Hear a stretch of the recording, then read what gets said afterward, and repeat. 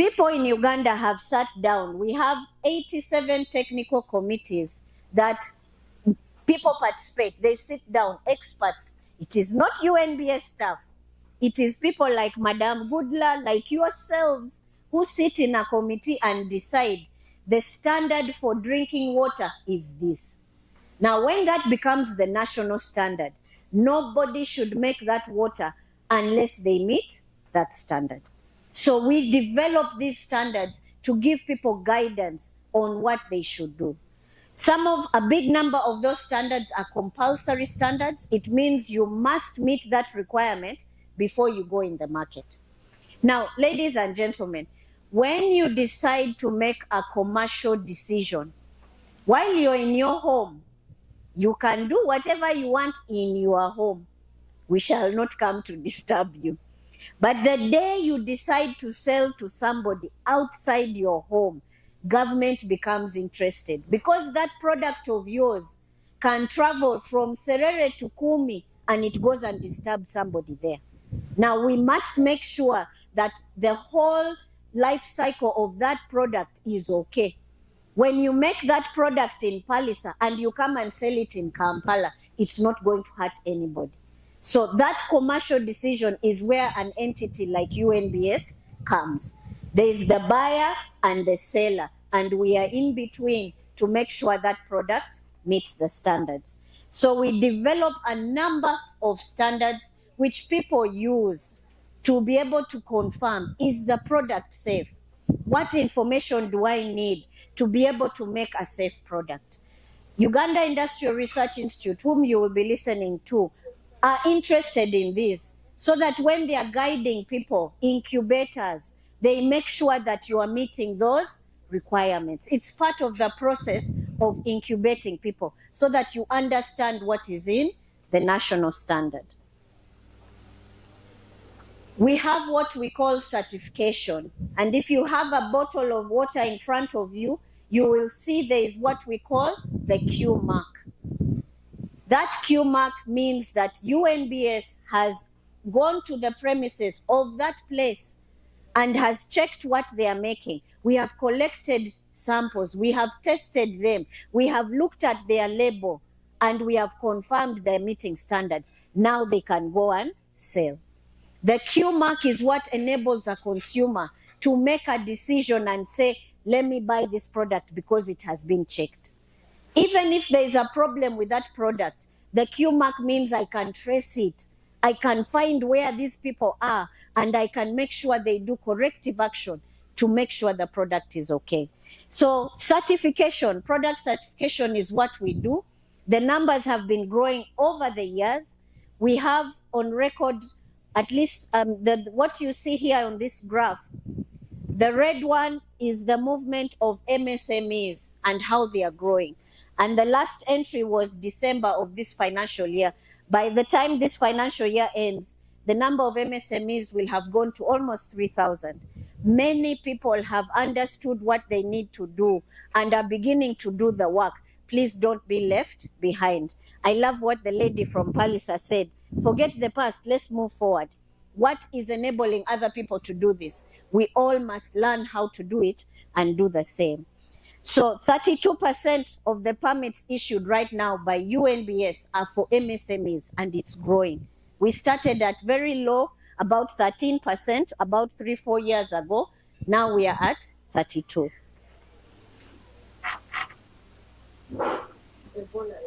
Testing. Testing is one of the services we give. When you're confirming that something, your product, meets the requirements of that standard, there is what you can do by visually looking and touching the product, but there are many things you cannot tell unless you go and test them. Like the aflatoxin I mentioned, the growth of microbes. The milk looks very nice, but inside there could be something growing that is going to cause you a problem. So this is what we do. We offer testing services for all the products that are covered under compulsory standards. We have a main lab here in Kampala, but we have regional labs. In the north, we have in Gulu. In the east, we have Mbale. And in the west, we have Mbarara. But we are not stopping there. Building a lab is quite expensive, and equipping it takes quite a bit of money. So we cannot say we are going to build a lab in every district, that I will be in Kumi, in Serere, in Palisa. But what we are going to do is we are going to have mobile labs, which will be serviced by those labs in the region. So the mobile lab will be able to come and pace itself, like in Soroti City, and deal with whatever is happening around that region, okay? That's where we are going. But testing is needed so that we can make sure that product is safe, so that we can look at the things. Members, we have a problem in Uganda, especially with pesticide residues. People are they are spraying without knowledge of how to use, and then they are leaving those pesticides on the food, and we are the ones consuming them. We have to test. You cannot see the pesticide. You don't know if it is there or not. You've heard of people in the market trying to sprinkle, I don't know what, on tomatoes to make them look good. We are killing ourselves. These are pesticides that are supposed to have been put in the farm to do its work, and then the vegetables are kept for some time before you eat them to allow that pesticide to move. For us, we are putting it at the market before they buy. Members, we have to think about these kind of things. So testing is what we do to make sure that the microbes we don't want, the pesticide residues we don't want, all the things that are unhealthy, we come and check them to make sure the product is meeting the standard. So our labs are accredited. What that means is they are recognized internationally. So when we test these products, our results are accepted beyond Uganda. They are accepted within ESC, within Africa, internationally, because we have made sure these labs are able to do that work, okay? So as I mentioned, we have labs in Gulu, Mbale, and Mbarara that are working right now testing different products. We also have this service called metrology. It sounds very much like meteorology. People confuse this with weather. No. This is metrology, the science of measurements. This is where, how do I relate it? We have heard of Minzani. When people talk about UNBS, they say Minzani. Because when you're weighing something to exchange money for something, that weight must be correct. If you're going to exchange money for a kilogram of sugar, the person getting a kilogram of sugar must get a kilogram of sugar. And so you are supposed to weigh that sugar with a scale, on a scale that has been verified, which has weights that have been verified. You cannot sell me a kilogram of sugar by using a kilogram of a packed sugar to measure. What if that package is not the correct one? No. Are we together? That scale, you are exchanging money. And if you're not using a properly verified scale, either the person buying is being cheated or the person selling. You might be selling me 1.5 kilograms. You don't know, because your scale has not been verified. So the business person is making a loss of half a kilo because he doesn't know what the scale is saying. So this team, the metrology people, are the ones who keep the Uganda standard for a meter, the Uganda standard for a kilogram. We are the people who keep that link between Uganda and the rest of the world. And then we translate that kilogram to those small scales and the weights that you see in the little shops. It is all translated down. So we have the team that verifies, calibrates the equipment to make sure it's giving that right reading. But we also have the team that comes to verify if you are doing the right thing, okay? When you go to buy fuel, you want to be sure that you're buying a liter. In fact, today, how much is fuel? And you go to a petrol station and they are cheating you. Can you accept? No, that's a lot of money. I mean, if I'm going to pay 6,000 shillings, give me my liter. So this is what the team of metrology does. They verify these scales. They verify any machine that gives some kind of measurement to confirm that what you're getting is correct. So one of the things we also do, UNBS is responsible for harmonizing standards. We develop the Uganda standard, but we don't stop there. We harmonize with the people in the EAC so that the standard for maize in East Africa is the same one. So if you're making a packaged product of maize here in Uganda, you will sell it to any other East African and they don't have to check you because UNBS has already checked you. We are all using the same standard, so it gives you access to the EAC market. As long as we are doing the same thing, then you don't have to keep saying, okay, if I'm going to Kenya, let me measure the Kenyan standard. If I'm going to Rwanda, I check another Rwanda standard. No, all of us are using the same standard. And that's what UNBS does. We are collaborating with private sector as well. It is very difficult for us to be able to do the work we are supposed to do. As you know, when it comes to government, we are many entities sharing a small basket. So the work that UNBS does, right now we have 650 staff. But the work we are supposed to do requires 1,200 people. So yes, government will support us, but it takes time. We must think of other ways to do it. So what are we doing? We are recognizing private labs. If a farm, I don't know if you guys have heard of the laboratory recognition scheme. Yes, yes, and Goodla must go there for sure. This farm has to get there. It means that if she opens a laboratory here, and we recognize that lab, that it is following the procedures we follow, she will be able to do the testing and we shall accept the results. So that you don't have to go to UNBS all the time. It may, because for us, we do no less than 2,000 plus standards every month. If you bring your sample today, you are number 2001. When do you get your results? Are we together? So if you have private labs that can help us do this work, our job is to recognize them and allow them to do the work. We use the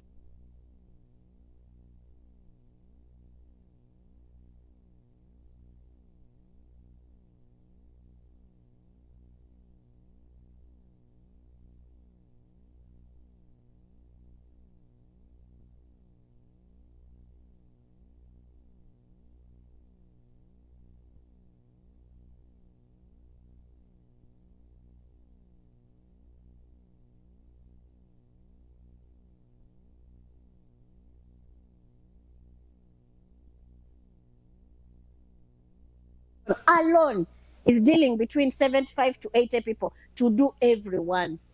That's why it's taking a long time from the time you apply to the time you get your permit. So we are opening up and collaborating with many entities. Entities like Uganda Industrial Research Institute make our lives here at UNBS very easy because their job is to get you to understand all of these things, okay? They need you to know the standard inside out. During your product development, you are thinking about these things so that by the time you come to the market, you are ready to go. So I don't want to go too much into that. I wanted to give you a picture of, as was mentioned earlier, government has very high ambitions. We are going into the 10-fold growth program. We want to be able to do amazing things.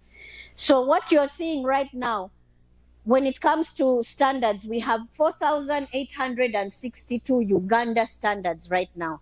But we are looking at, by 2040, we should have reached 9,000. Because standards makes a big portion of the country's GDP. And if we don't have what is needed, we are not going to grow. When you look at certification, by 2024-25, we had 5,708 certified products. So by 2040, we must have reached the 20,000 mark. And we need people like you to be part of that, okay? And that's the reason why you're here. You're here to learn, to understand what kind of help you need so that you can be part of the economy. You want to be part of it. And the services that UNBS offers helps you to do that. So like I mentioned, some of the challenges we have. On this graph, you can see that this was by December of 2025. It was taking 5.7 months to issue certification. You apply for certification, you get the permit almost 6 months later. And why was that? There was an issue of manpower. There was an issue of the financial year before. We had, again, I told you, government has many entities and we are all sharing from the same basket. So UNBS was not supported and the backlog grew. Now, the good thing is that the government of Uganda recognized what we needed and have given us the funds, which is what we are trying to deal with now. Okay? So certification is a process. Certification is not a license. Give me money, I give you. No, we have to, you have to first demonstrate that you can meet the standard. Are we together? So it's a process. And this time is not only UNBS that is delaying. A big problem is that people don't know, what do I need to do to make sure that the maize flour that I produce is meeting the standard? And so we have to educate ourselves in things to do with hygiene, good manufacturing practices. What is it that I need to do so that I can meet the standard and get that permit? It is about you demonstrating your ability to do that. So when you bother, that's why I appreciate people like you who come to learn. Knowledge is power. And if you don't know, you are not going to move. So you come and learn from somebody who has already done it and is willing to teach you. You must make an effort so that that time can come down. Yeah. So lack of standards awareness is a big problem. The issue in standards awareness, we are talking about hygiene. Madam, when you are cooking at home, do you just cook anywhere or your kitchen is clean? Your utensils are clean? This is what it is. We are talking about making sure your environment is in order so that you can make something for somebody who is going to eat it 50, 100 kilometers away from your home. And you must make sure that product is safe because it is to your interest. You're not doing this for UNBS. You're doing it for yourself. So it is your interest that you get enough information to make sure your product is okay. Regulation. Why do we do regulation?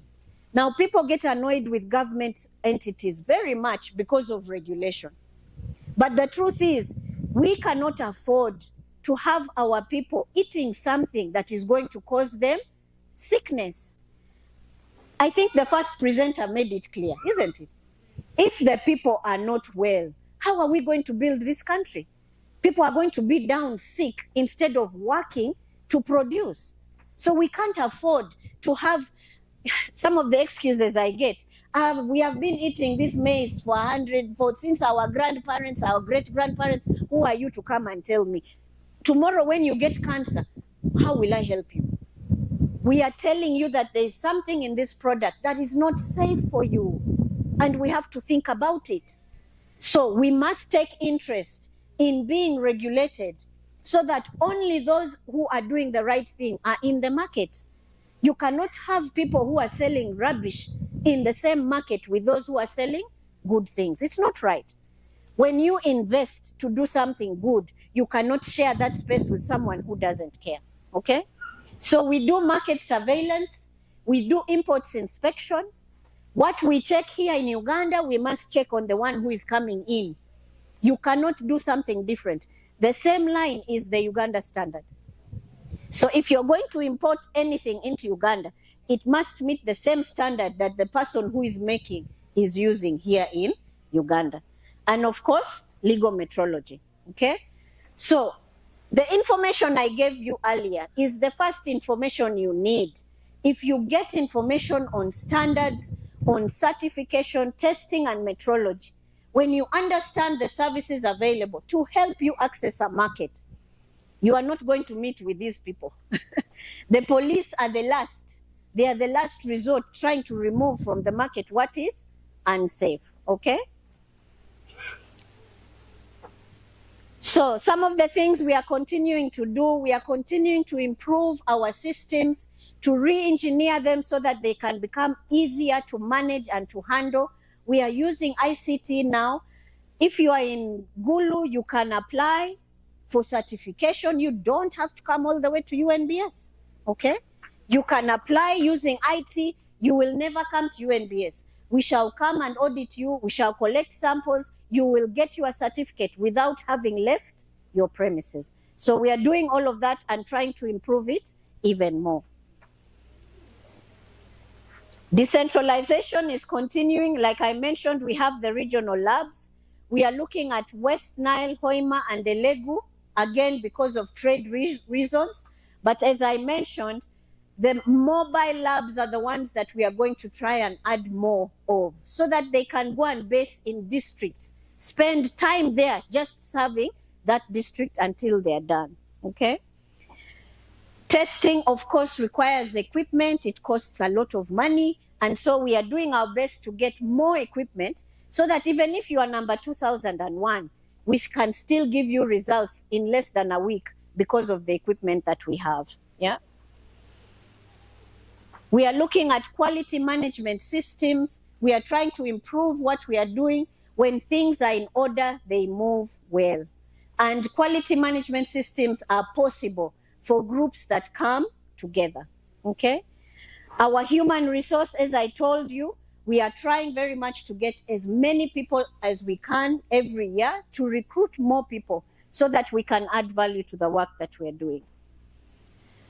So in the long run, we are hoping to have a national quality institute that will be able to train people about standards.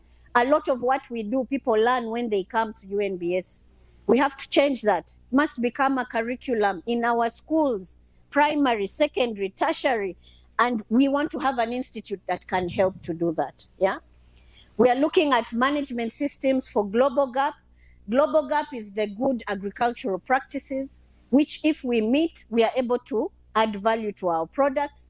And as Madame Gudla mentioned, we want to add value. We don't want to sell our raw produce out anymore.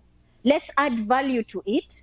Remember, when you add value, you remove a lot of the problems that come from the beginning, the farm. And you add value and the price goes up and you're able to earn a lot more. So right now, this is our East African community. When you're talking about Uganda, don't imagine our market is only Uganda. Uganda is at the center. Can you see that? We are very strategically placed. We can be the basket for this entire region, for the entire African continent. We are right at the center. So our market is big. For us, if we are sleeping here, others are not asleep. They are going to send their products to us. Can we wake up and send our products to them? Let's look at this and see how best we can do it. I know one of the biggest complaints that I receive is that, Madam, certification is very expensive. I have tried to show you why. And UNBS is not a profit-making entity. We don't make money for profit. That is the money that is used to offer these services, to buy the fuel, to get the equipment to test, to give the allowance to staff. This is not for free. If we can't do this, we can't help you, okay? Now, every effort is being made to bring that price down. But while it is there, what else can we do? We have shown you that we are trying to partner with private sector. What are you trying to do? Now, some of the things that come with a farm like this, the easiest way is to bring people together. I am concluding now. Just to add value. When we have 5, 10 women, all of them in Kumi, all of them growing maize, all of them grinding that maize and making flour. So now you have these 10 women all investing in one. They are trying to make a maize flour, for example. And all of them have had to invest in a little place to make that maize flour, so that you get 10 maize flour products. Which one are you going to buy? Imagine if those 10 women bring their maize together in one premise and they make one brand. So when they come for certification, the 10 are paying for one. They're not the 10 paying for 10. You are making the same product from the same place with the same resources. Why are you going by yourself? In Uganda, we are not very good at partnering, and we are going to die if we don't do it. Our neighbors are already doing it. Please take note of this. She mentioned that we are the highest business startups. We are the winners. The ones who die, we are also the winners. How do you change that? Let us come together and build brands that can last. Let me assure you, partnering makes a difference. Even when you meet a partner who is not good, you have learned something. Go and find the one who is good. Don't stop there.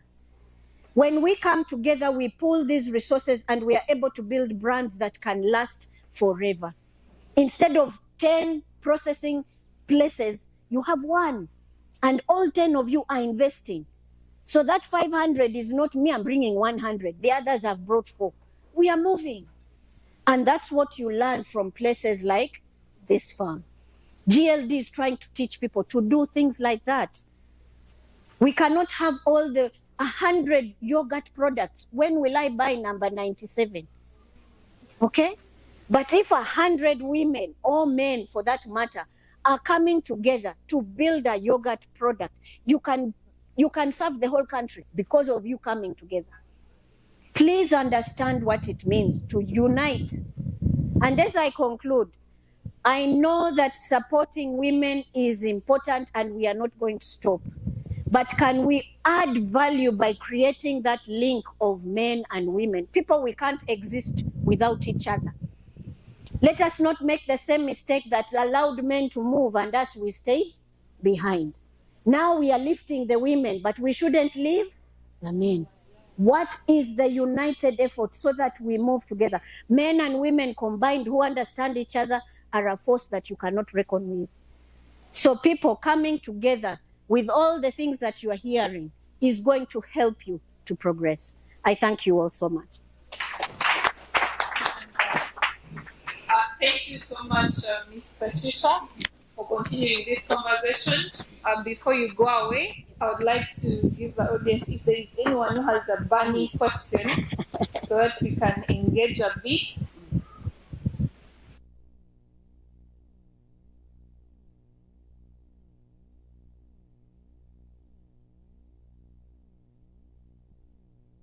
Yes. For community yoga time. Now, after seeing the number of staff you have and the work you have, I know what it means for you to be here for us. And I want the audience to work for that. So, 4 things stand out for us as a Gudie Leisure Farm. One, we would want to be a mobile laboratory for our network. We are 49 districts, and we think we will be the ones that will make that life easy. So I'm going to ask Matthew. I don't see Matthew. Matthew Maville will be following up on that. I hope the next time we meet, we should be having a mobile laboratory.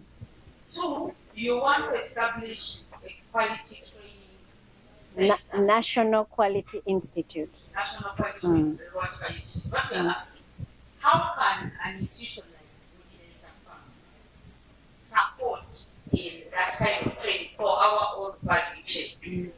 So that when the youth come in, they also know the standards of what is expected in our own value chain. So if it is possible, we would want to be part of that. Gudie Leisure Farm is well endowed with professionals. As well as I was looking around, I was saying, thank you God for giving us an opportunity to have professionals. Good. Regina here is what I was talking about. She is a nutritionist, Yes. with a master's of science. Excellent. I talked about Tawana. I talked about this one. We would want to be the first ones to submit people who are going to be auditors. I hope that today that I'm talking about our brain. Listen. Yeah, so that in our own area, at least we have resources. Yeah. Then the last one, We have actually been embracing it, but we didn't know it was official that we can do it. When you look at our products, for example, our rosemary is UMBS certified. Correct. Our rosemary, our moringa, our black soda fly. Now more than ever before, I think we are going to ensure that we are aggregating our products under a brand that can now have the same mark, so it's cheaper. Oh, okay, okay. So that is something we are committing, because the good news is each of our youth is in a particular parish. They are traceable, and we can now start documenting their production practices so that we are assured the quality that we are going to use. Get that one back, exactly. So those are the four things I wanted to commit. Gudie Leisure Farm. Good. Thank you. We have a question here for you. Yes, please. Thank you, Madam Patricia. I'm called Martin Opio. I come from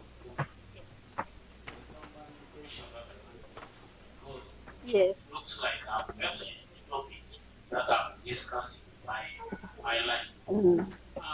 How is Uganda deal of standard ensuring support to the grassroots where food are produced before it reaches to an open market or before it is consumed in the middle by the certification of Uganda Bill of Standards. What has made me mention this, in most cases, there's a slogan in the when it say that prevention is better than cure. Why do the Uganda Bill of Standards ensure support to the grassroots to find that this food that are consumed in the open market are satisfied before it reaches to the open market? Thank you. Thank you. All right. Okay, so yes, thank you very, very much. Yes, for Professor, yes, mobile labs, definitely. When we talk about recognition of labs, for us, we are going to recognize whatever lab you have, whether it's a stationary one, whether it's a mobile one. So your interest is the 17025, ISO 17025. Please we need you to have training on that one, a full appreciation of it, and then don't try and solve all the world's problems in one. Pick something that's a product you're interested in, some parameters you're interested in, and start there. As you grow, you'll be amazed. Even if it's just testing aflatoxin alone, do one only and see how that goes, okay? So please, that is very, very welcome. Partnering on training, right now, we don't have the MQI yet. It's something that's growing, and we want that to be like formalized training. So what you're talking about is something we should be already doing now. You need to be empowered to be able to give the message so that when you are speaking here, you speak like Patricia. It is fine. And that we can do today. We can have a training of your trainers so that you understand and go through certain training sessions we have. Then you come and you teach your people. That's yours. That one we are already doing, and we welcome it very much. Yes, when we do the auditors, we shall try very hard because we have to pilot it. We are piloting it with the Grain Council this coming financial year. So you are members. So it will be very good when you hear that one, you will now know where we stand so that we can now start with others. I appreciate and applaud you for partnering with educated people who know what you may not know. People, let us not be, you all know Move It, yeah? You know Move It Cosmetics. That man started when he was, many years ago, he was selling Kavera on the Sigiri. Okay? He came from there to the company he has now. He's exporting to the US. Are we together? He is not educated. He doesn't know standards the way I know. So what did he do? He surrounded himself with the people who know. And now they are the leaders in cosmetics in Uganda. And it has been many, many years. Sorry. Yes, the rosemary. Yeah? You see, when you're managing a value chain, you don't have to have so many end products, too many of them. Rosemary from here, rosemary there, rosemary everywhere. The value chain is what you need to be under control. And members, not everybody has to be at one point of the value chain. You can choose your entry of that value chain. And if your entry is at the beginning, you make sure you give an entity like GLF the best rosemary that's possible, so that they add value to it and it moves along the chain. So it would be very good if women are brought together who are in a certain product. They control the quality of that raw material. That raw material is used to add value and get a brand. They will be in business for the rest of their lives. Grassroots, we are working very hard now. UNBS is not Ministry of Agriculture. Ministry of Agriculture is still the entity that is responsible for sanitary and phytosanitary issues, which start from the farm, but we are working with them.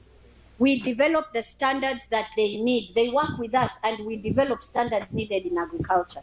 So for us, UNBS cannot really be at the farm level, but we work with Ministry of Agriculture to get the issues that need to help the farm level there. Now, I think you're all aware that agriculture is coming up with the Food Safety Authority. That is an entity that will be able to do a lot more when it comes to reaching the grassroots. And so our work is to collaborate with them and provide them with all that they need to be able to do the work they're supposed to do. Thank you. Thank you very much, Patricia, for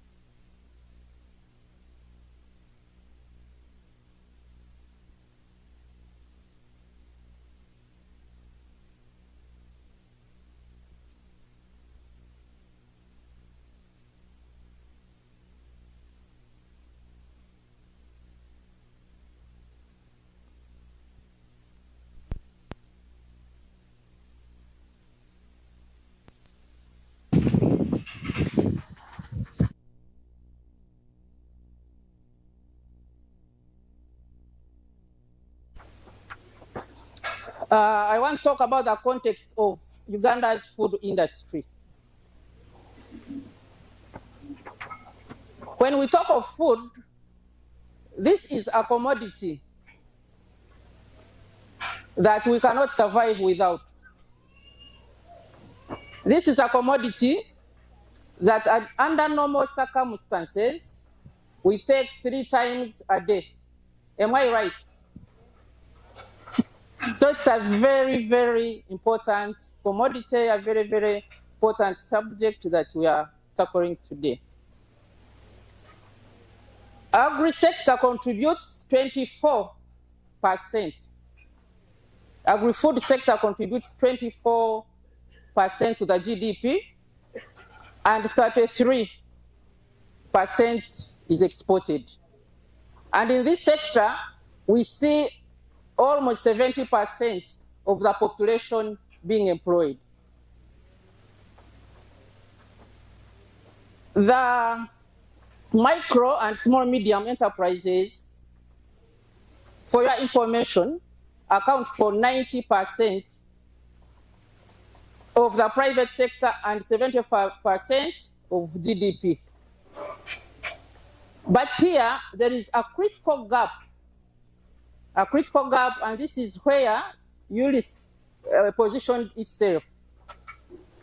Uganda loses almost 35% of fruits and vegetables post-harvest due to inadequate preservation technologies. It's really unfortunate. Now, what is URI? Uganda Industrial Research Institute is a government agency under the Ministry of Trade, Industry and Cooperatives.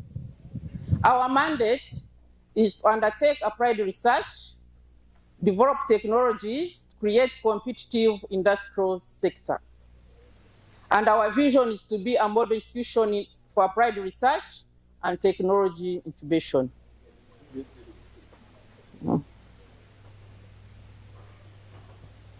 Now, what are the key challenges facing the food sector among the micro, small, and medium enterprises?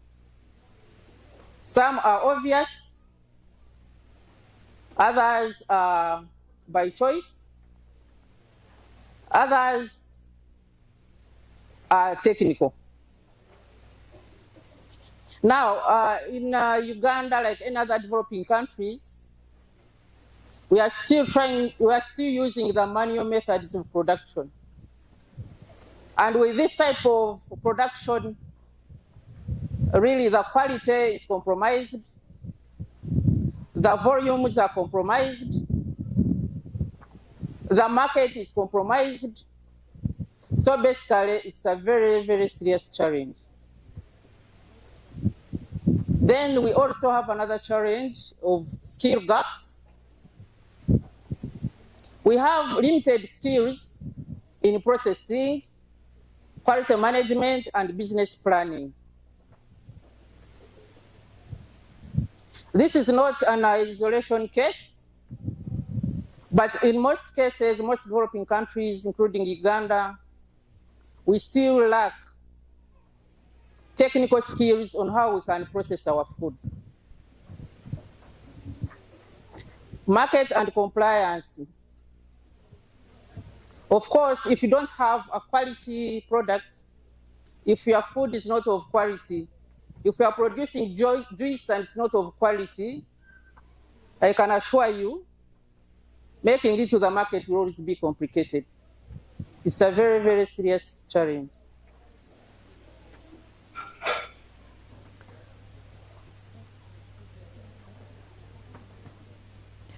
With Uganda's population now, I think it is at 46 million. 46 million, yeah?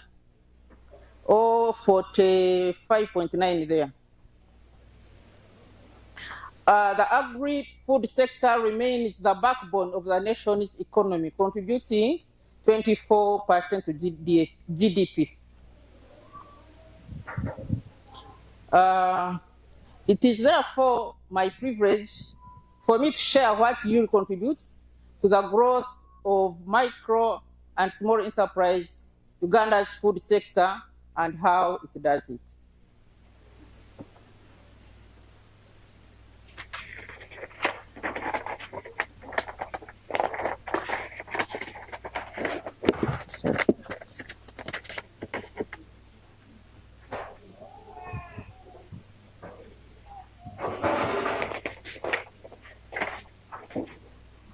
Okay, so Uganda Industrial Research Institute stands on 5 key pillars that support the food industry to ensure that at least some of the challenges I've mentioned above are somehow addressed.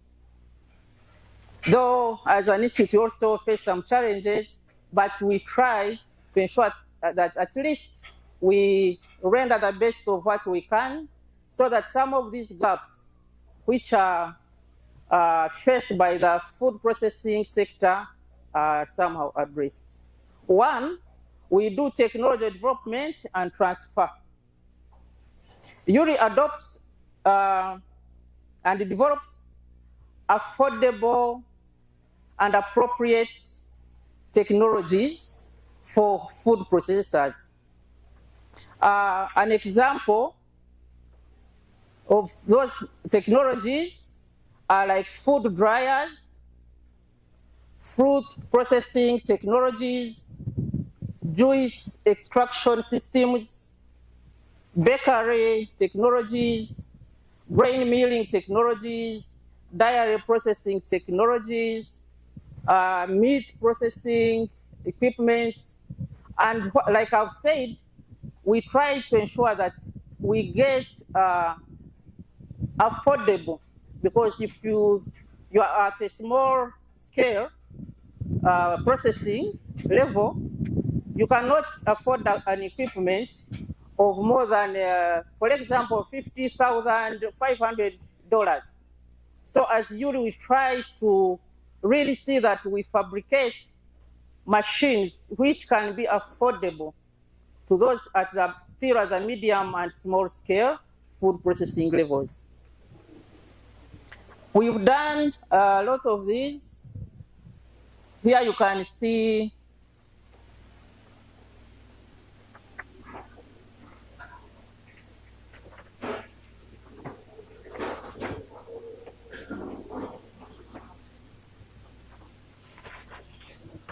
some of the machines we've made locally using our facilities at the URI Namave facility. Can address most of these challenges, like I've mentioned. Then, number 2, we have business incubation services. Business incubation, this is a program where we nurture startups. Like I can say, we babysit those are starting business.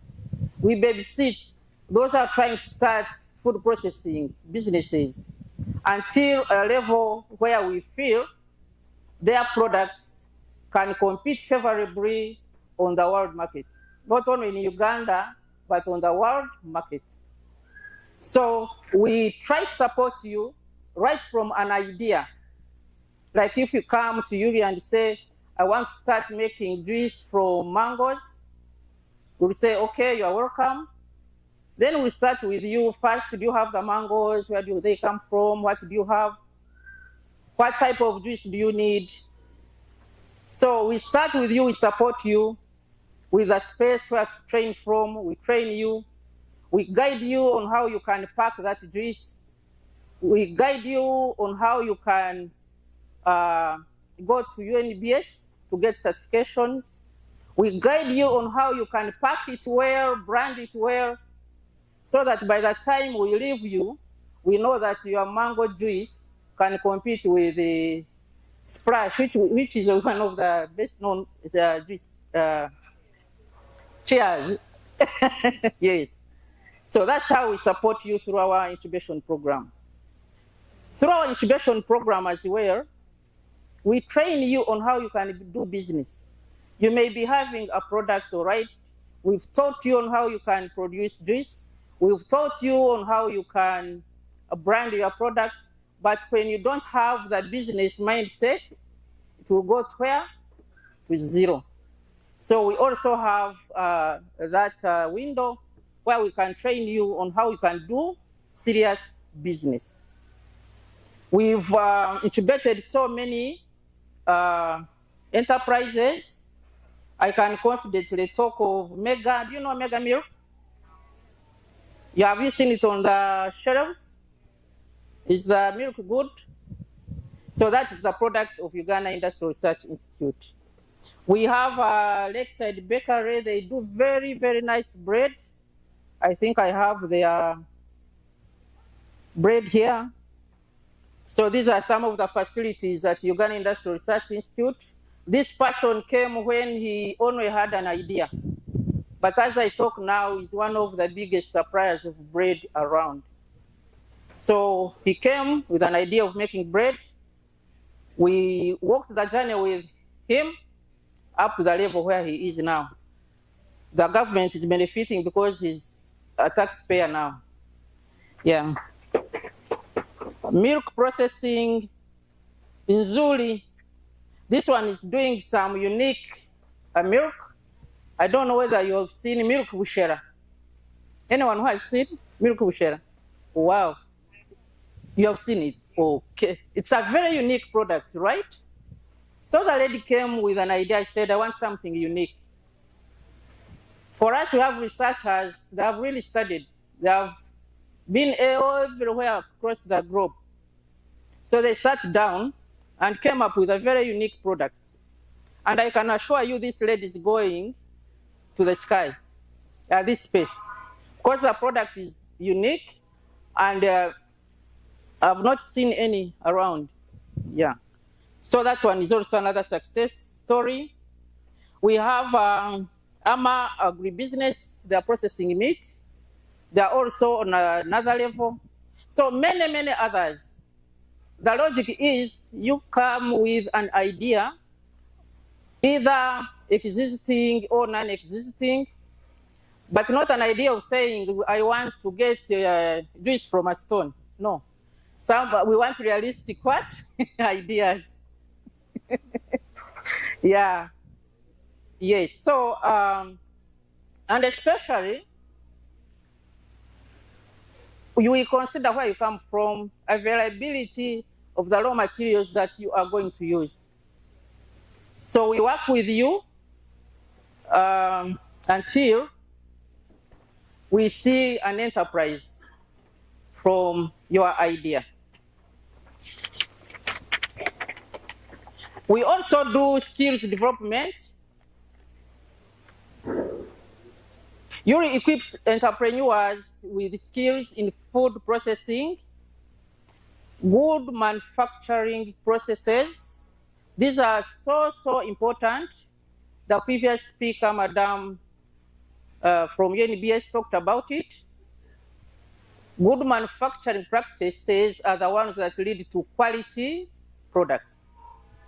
If you don't follow those practices, your product will always either go bad or to not have market or to not meet the standards that are required by the UNBS. We also train you on packaging, labeling, product formulation, and building human capital that is essential for enterprise growth.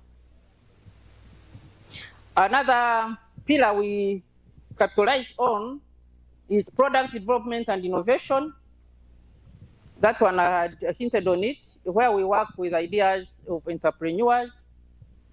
And in the food sector, we've really worked with many, like I earlier on mentioned. We do value addition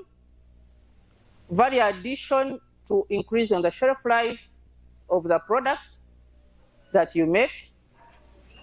I may take an example of milk. Milk, under normal circumstances, when you get it from the cow, it does not take more than 5 hours if you don't boil it without going bad. Am I right? So at URI, we try to see how you can preserve that milk, pasteurize it, or get other products out of it, add value to it. When you add value to milk, you can get yogurts. I see yogurts around. You can get packed milk. You can get cheese. Yeah, you can get butter. There are a lot of products you can get rather than selling it in its own original form. After all, when you sell it, a liter it goes for 800,000 or 1,000. When you add value and get yogurt, you get 2 cups. Each yogurt goes for how much? For like 3,000.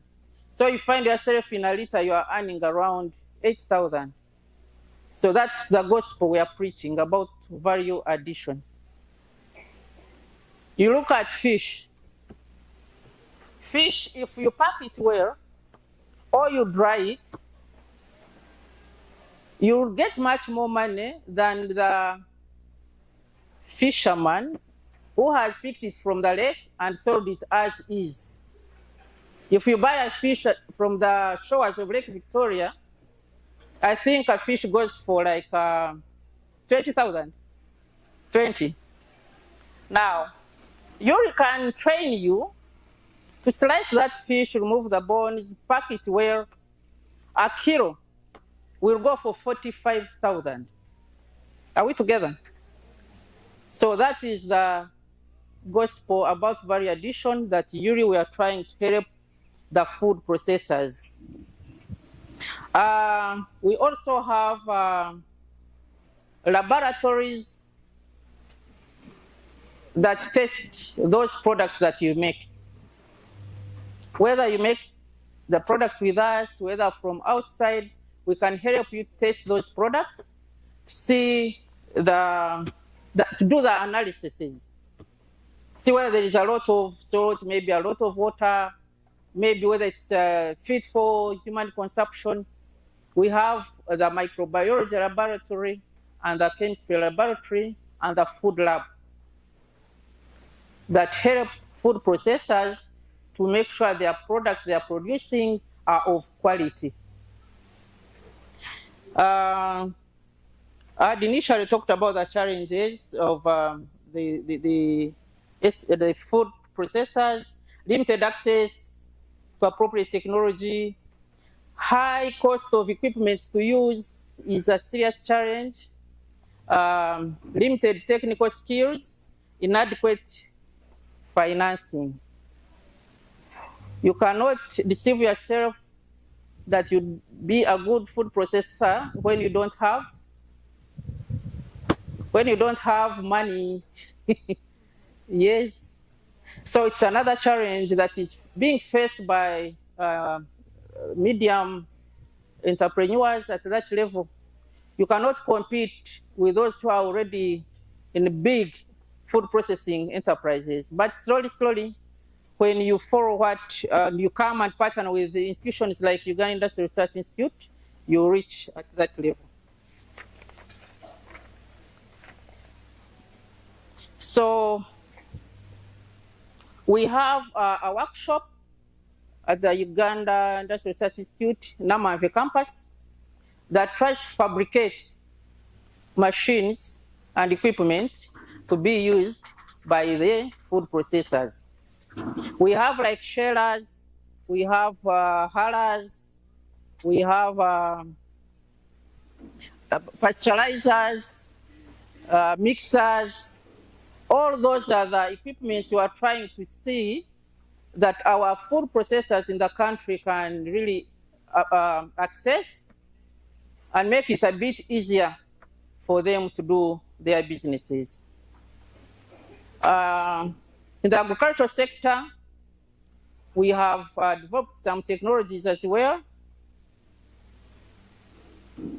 We have an automated chicken feeding equipment. It's here.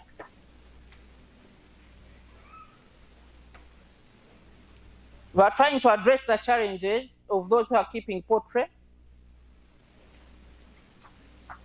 So we have an equipment that we've fabricated using our engineers, experienced engineers. It's an automated chicken feeding, this one here. You don't have to go into your chicken to feed your birds. The water, the feeds are all computerized. You just program, and throughout the day, your birds will be feeding, they will be drinking, and the recommendable amounts. At times, what we do, food is finished, we just pour. It becomes expensive. It becomes expensive for you, and by the time you break even, you'll find that you are in negatives. But this is a technology now available. It's still on pilot, but soon we'll have it out to the farmers. Yeah. So as I conclude, ladies and gentlemen, the future of Uganda's food industry is bright. Our country, you agree with me, it's so endowed with good climate, good soils. Our agriculture is on. One time I visited Israel. In Israel, they receive rain twice, I think, in a year. And it's also man-made. Yes. Good, I don't know whether you've been to Israel. Yeah. But here in Uganda, rain is like it's just a phone call away to the sky. Our soils are so fertile. Our crops are organic. So we really have potential of feeding the entire world with our food products if we do it right. You will remain committed to supporting entrepreneurs in the communities. They are called DPTs. Yeah. Communities work together for everything. They are communities. They farm together, and you know what it means? When you farm together, the outputs are much bigger than doing in isolation. So even in processing, if you could combine whatever you have, your resources, you'd have a bigger output. You'd combine your networks. The magic works. So I would encourage you to work in groups. If you're into fish processing, form a fishing association, food processing association, or something like that, and you'll see how far you can go. Together, we can build a resilient, competitive, and sustainable food enterprise that creates jobs, generates wealth, improves food security, and contributes to Uganda's industrial transformation. I thank you, Dr. Gudra, for this opportunity and wish all the participants fruitful liberations for God and my country. Thank you. Thank you very much, Ms. Gloria. I would also like to say that thanks to Yuri, we have been able to make use of their technologies. We've been able to make use of their technologies to make sausages for our youth, to smoke fish.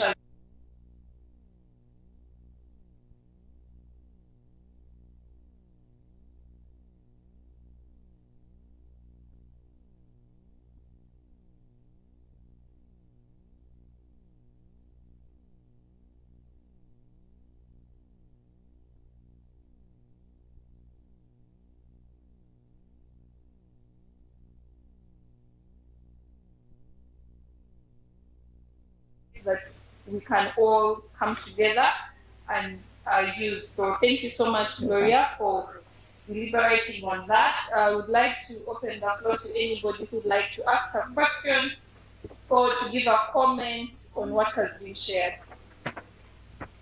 So we have one question over here. I would also like to see the youth, the young women, participating and asking. Feel free to ask because we are here to learn. Okay? Thank you, Yuri. My name is Rupo George. I come from the village called Mwanwa. I deal in indigenous small livestock, Piggy? like ducks, backyard fish farming, local rabbits, ducks, and turkeys. And my village grows agricultural produce that I can easily use to formulate feeds. As Yuri designed manual feeds mixers, as Yuri designed blenders, was my approach to use even village wheats, sweet potatoes, cabbage, wiki, blend and mix my feeds for my livestock. Do you have manual products in your production line? Because I seem to see the many innovations you have there use electricity. And my village, rural electrification is still a few years ahead of me. I don't know when you will come. I think Okay. All right, so we are going to take that question so you can answer them at once. Why can't I? Oh, no problem. Okay.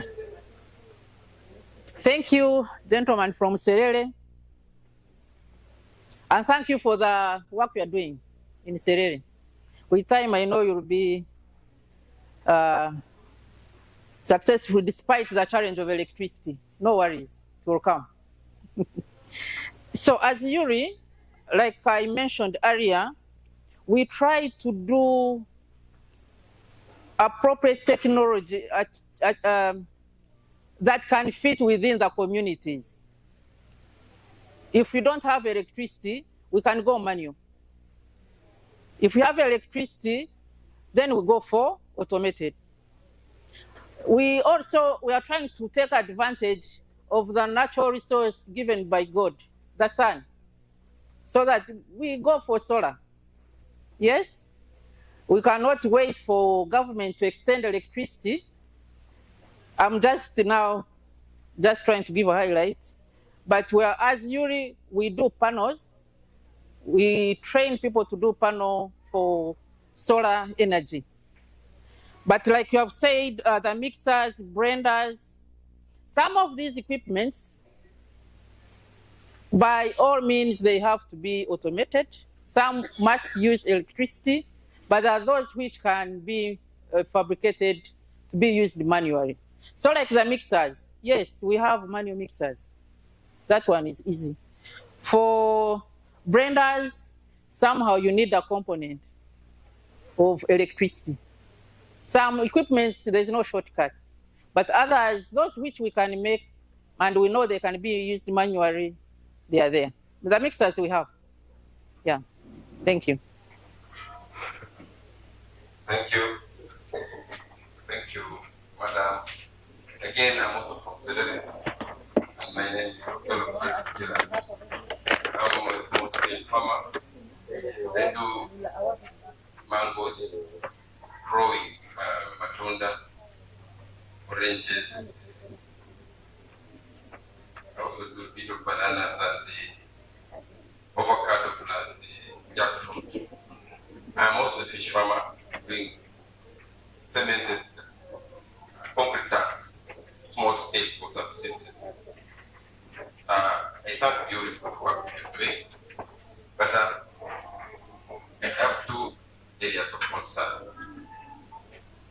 You mentioned the bakery, you mentioned mega yogurt, and I know the forces behind mega yogurt.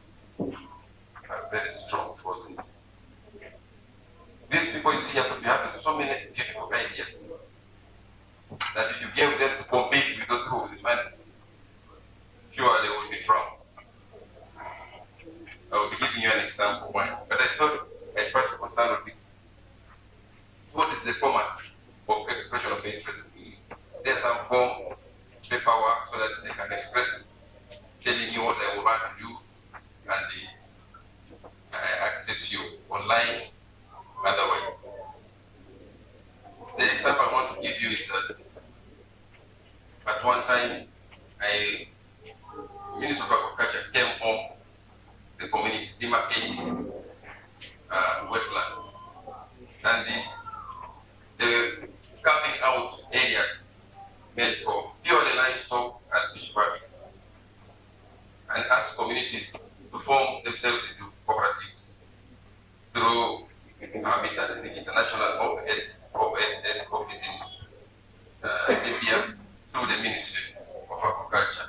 We formed ourselves, they demanded the farms, and they sent us forms to express interest. Beautiful interest. They are doing specifically fish farming, piggery, then animals, cattle keeping and sheep. I expressed interest to rear Nile perch by saying I wanted to use fish to feed fish. And when I submitted my form, I was only, it passed the test, but I was only given 9 million. And I declined. I was doing that because I'm aware my other people are chased away from the lakes because of some power forces who want the fish to be kept in the line of production for export, because fish is our number 3, I think, export. Now, is it possible for a small man like me to express an interest, and if it passes the test, I can get support from you? Thank you. Because the examples you've given are actually powerful forces in and outside government. Thank you. Over to you, Gloria. Okay, I think Serere is very active in this hall. Very active. Yes. They lead others forum. Thank you so much for that concern. And first and foremost, I want to thank you for what you are doing in Serere. Mangoes, matoke, oranges, bananas, oh, everything. Eh? Thank you very much, and keep it up. And now, for us, Yuri, I would like to assure everyone here that we do not have bureaucracies. Our executive director is such a straightforward man that he does not believe in these bureaucracies. I think, Doctor, you can bear me witness. So for us, what happens, whether you are big, whether you are small, whether you are micro, still, we attend to you, and in time. It's a matter of putting in your expression of interest, and depending on what you are requesting for, we will schedule. What we cannot manage, we refer you, we guide you where you can get those services. What we can afford, we ensure that at least within a week, we respond to your request. So if you were not attended to where you applied, it's a bit unfortunate, but for me, I'm talking on behalf of Yuri, and I want to assure everyone in this room, our gates are always open. They are always open, and even put emphasis, our executive director's office is always open. He will welcome everyone, despite the level of what you have. So I think I can assure everyone in this room about that. The process, maybe the process, you can apply. We are trying to go digital, where you can also apply online. We have an ICT section that is working on that. Soon, all applications will be online, and it becomes faster to get what? The feedbacks. But otherwise, if you send in your request, You go with a copy for follow-up. It will be referred to the responsible section where you want the service, and then you'll be contacted and attended to. Thank you. Thank you very much. As we continue to have this, we will only take now 2 questions. Please stand up, and then the gentleman will follow up. We'll go to the next. Okay, thank you very much once again. I'm called by the name Zafran Mary from Palisa district. Our problem I'm seeing around is that most of us are not yet know that there is an assistance from anywhere or something we can be helped with where necessary. Because I'm saying this, we have like people who are here, we have diagnosed for cancer. Some of them have struggled to make their own projects, like keeping figs, taking off this, looking after this seed, but they have faith. Some of us have prayed very much to plant this oranges. The government was telling us they will give us a machine to help us to make value addition to our products. But there was nothing. And now you can see we have oranges. When these people come with their sacks, they give you 15 seed and 15 what? Thousand. They take a food back rather than me. We can go with this. Because we don't have any assistance, we don't know even where to take it. So please, my request is that since I've come here to study and I've seen that there are friends who can help us, please think about us. Thank you very much. Okay. I like it when I see confident ladies. Yes? Ladies, oye. This lady from Palisa. Thank you very much. Now, the first concern I'm going to address is about accessing or knowing about that there are certain institutions, government institutions like URI, that can really come and address your concerns. Now, usually, URI, we try to reach out. We've been in newspapers, we've been on TVs, we've been on radio talk shows. We even go as far as participating in those other remote areas. We've partnered with the other institutions like Ministry of Gender when they had a program for GROW. Then also there was another program, it was supporting women in business. That program for Ministry of Gender that was supporting women, GROW, before GROW. Well, thank you very much. It's still there. So we've partnered like such already established organizations that are reaching out to the communities because we cannot be everywhere. So we partner with those. Through those, you can access our services. And WEP, I think, was countrywide, or even GROW. We also usually participate in exhibitions across the country. Wherever the exhibition is, you will find us there. So if you want any information, usually you can reach us through that. Only what we've not done is going full blast on the radios or TVs. Do you know going full blast to advertise? That URI, you people come to URI, we have this, we have value addition, we have equipment, you have this. You can imagine if we did that, what would happen? Everyone would do what? Come running.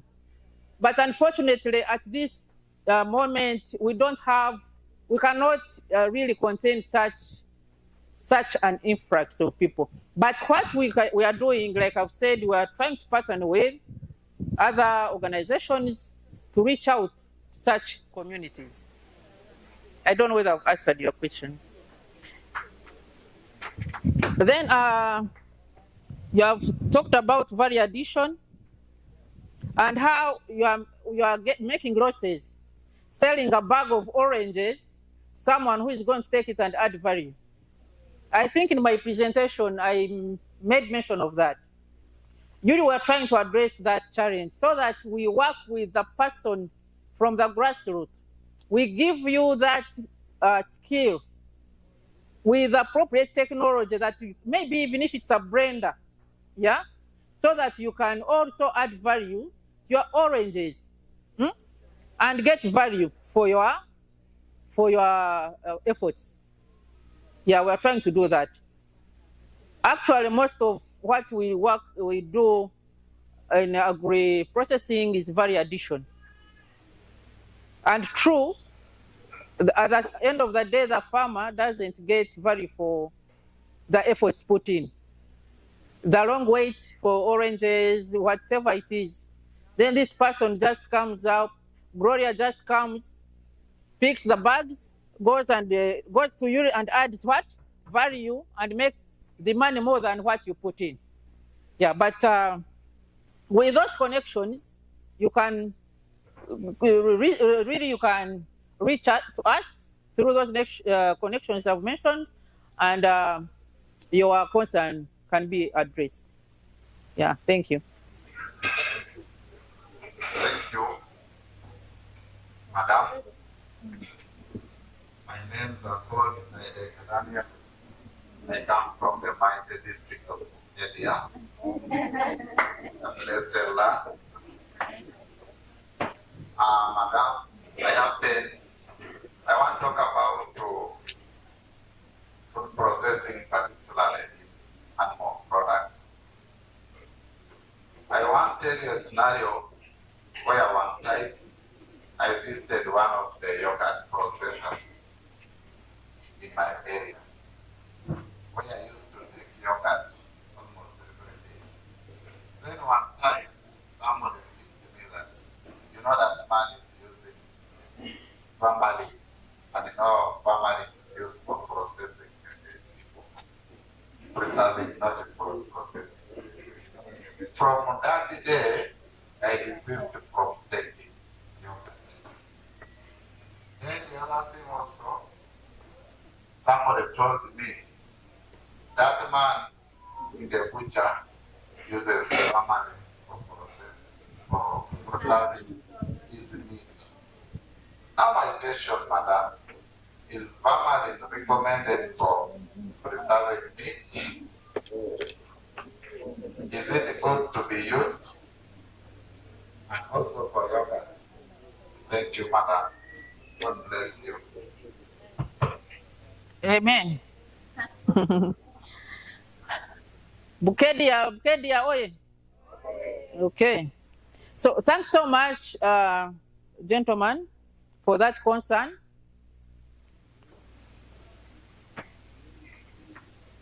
One thing I would like to say is that formalin has never been good for preserving food for human consumption. It has never been good. And whoever uses that formalin does it illegally.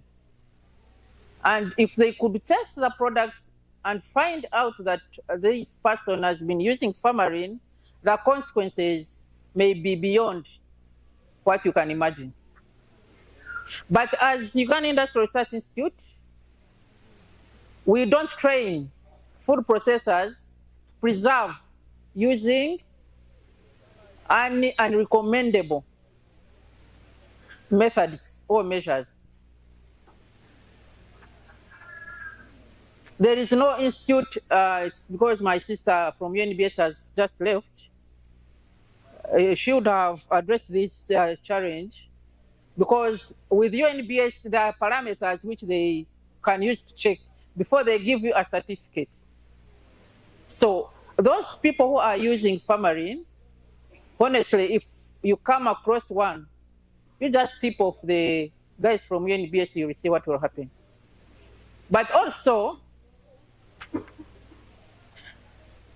at times I don't take people's words 100%. I may be your competitor,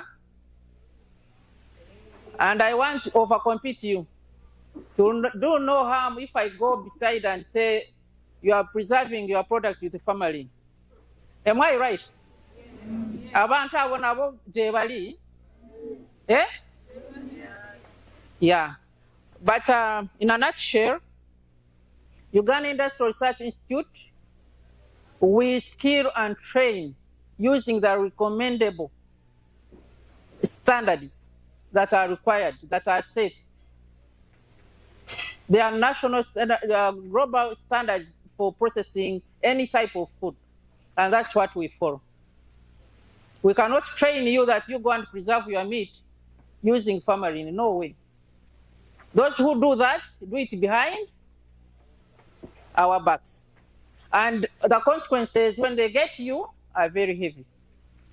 Yeah, thank you very much. Thank you very much. May we please clap for her again? Do not get tired of clapping. It also helps you. It helps your body as well. Before you leave, Miss Gloria, I would also like our MD to maybe give a few remarks.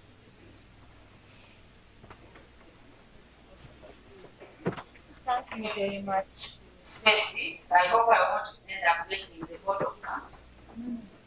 Yes, thank you, Gloria. And on behalf of Gudie Leisure Farm ecosystem, we really want to thank Yuri for journeying with us. When we came to Yuri, we didn't have a lot of technologies. And Yuri has never closed its door in our case. Today, our youth who are into bakery, who are into snacks, they were with you not long ago.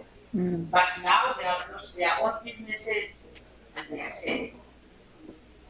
We used to enjoy having fish only for this region where we are sure the fish will not get spoiled before it reaches the market. But we have a youth who is already taking our fish to the DRC border. Wow. Because it Yuri is smoked. And we are still smoking from Yuri. Oh, not smoking, we are still smoking fish. We are still using Yuri technologies. And whenever we want to do bad sausages, we are still coming to Yuri. And for our network, for us to have an MOU with Yuri, and it means that anyone within the Gudie ecosystem, anytime you want training, we can coordinate it and come. They actually have bigger space than we have. They have so many blocks with different technologies, some of which we are not consuming because they are not in our value chain. So as long as you are in our network, you are already with Yuri when you want. So feel free to do that. But I think there is something which Gloria said, which is resonates with what we do. When we train young people, we organize them at parish level. We are right now in 1,359 parishes in this country. Now, at this level, they are able to come together and develop their own parishes. Right here, we have sub-county chiefs, town clerks, parish chiefs, town agents, parish social investors from different parishes. They are here to plan for their own parish. How do they want a parish? When you think about value addition, these technologies are expensive, as she said. But together, you can end up having the technology.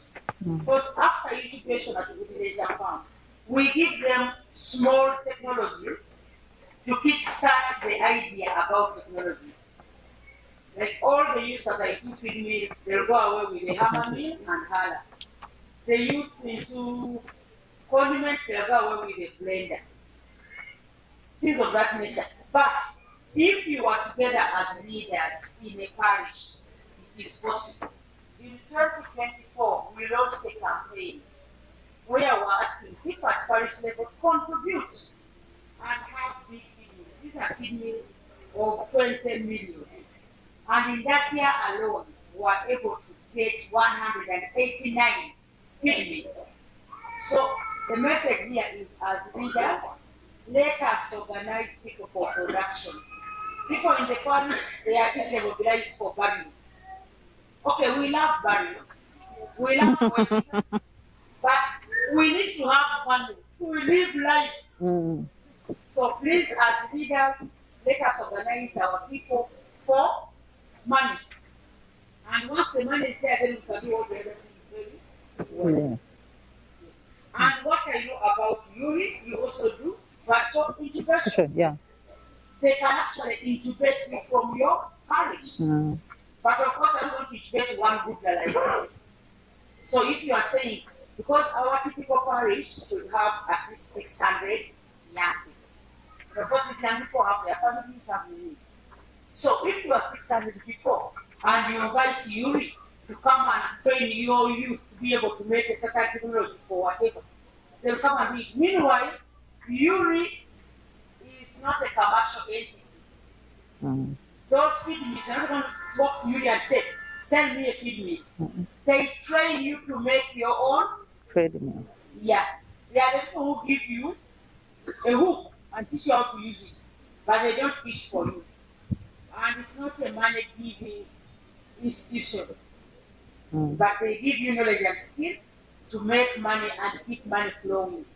So if you are interested in keeping money flowing, organize yourself so that you can seize the opportunities that Yuri provides.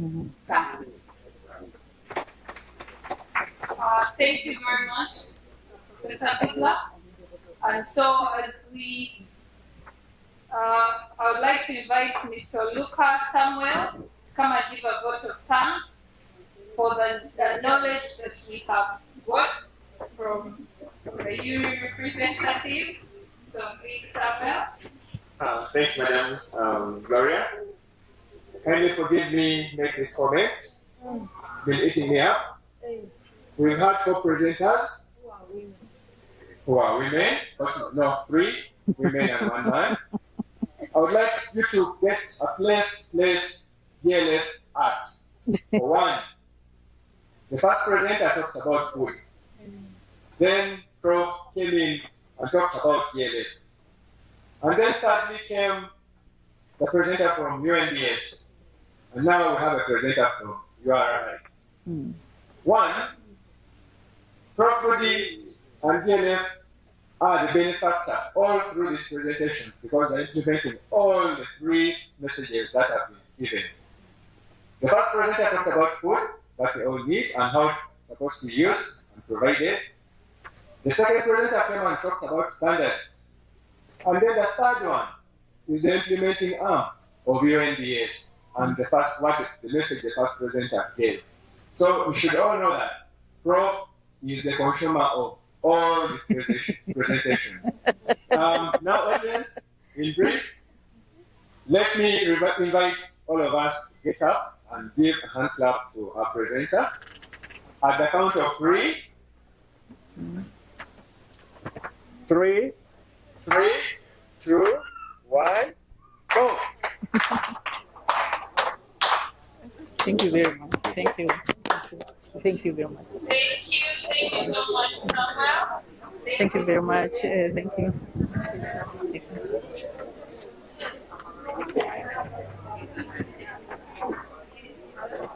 Hello.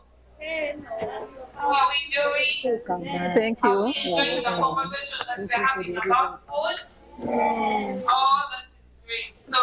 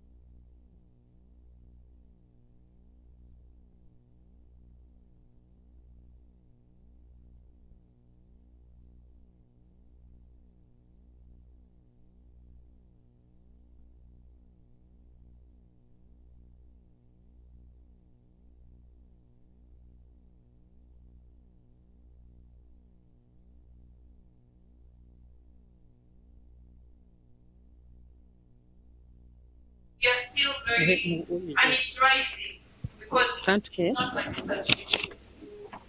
So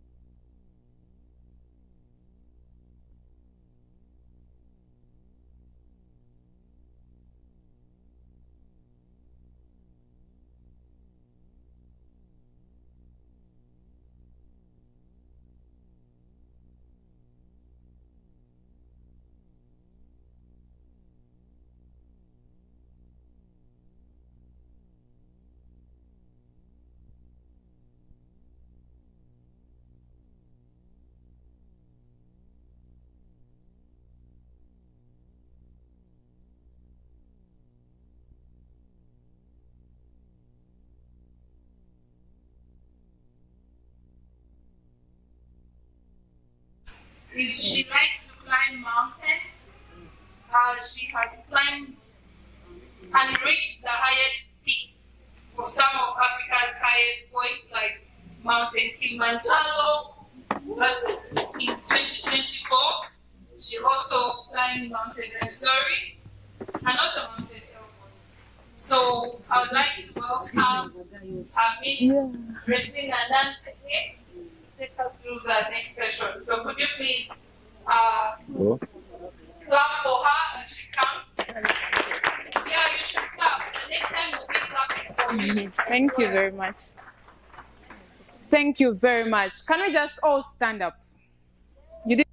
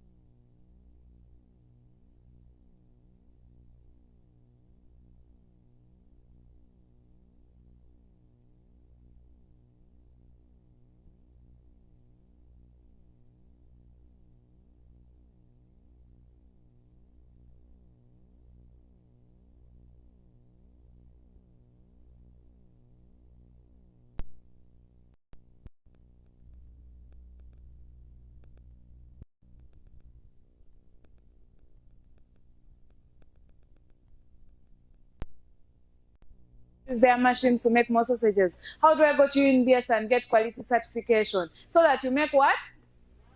Money. But if you have that money and your hands are not moving well, will you enjoy it? If you have that money and you're always sick, will you enjoy it?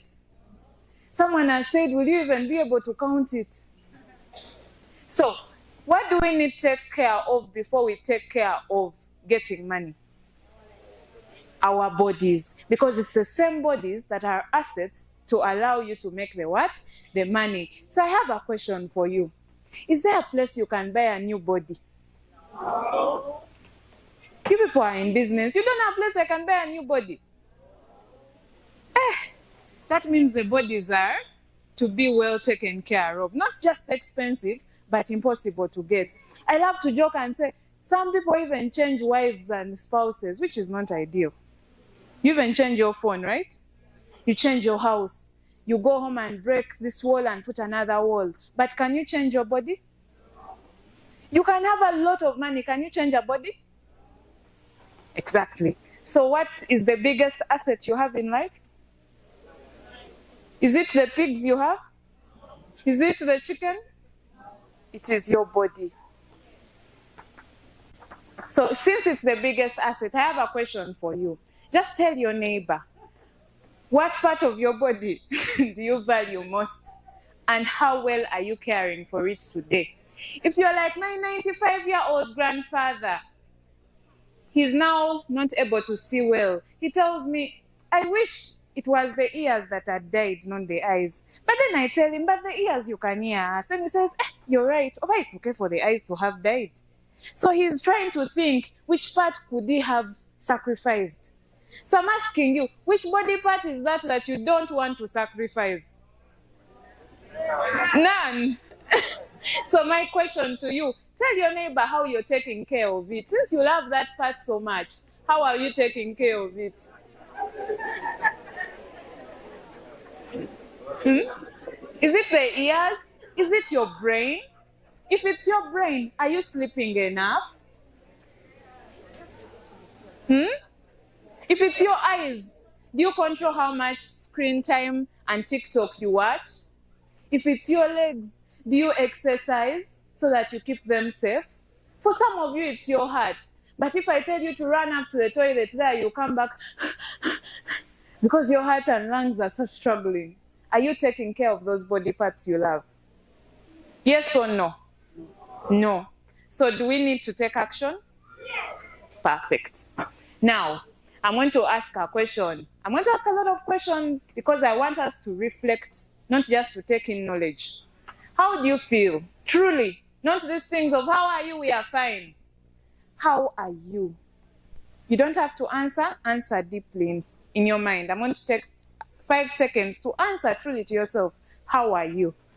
Are you feeling happy? Are you sad? Are you worried? What is the true answer to how are you? Most of us answer I'm fine, but you answer in your mind. The true answer to yourself. How are you? No, in your mind. Don't say it loud.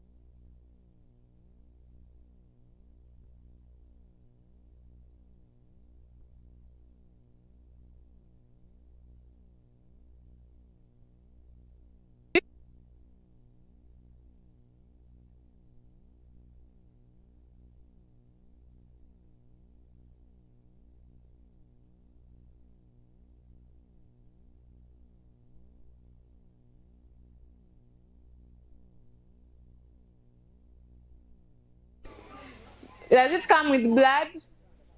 Does it come alone? Does it make you have to work hard? So if it comes out, are you the kind of person who has not gone since Monday? You're waiting once a week. When you go, is it easy to pass? You're answering those questions.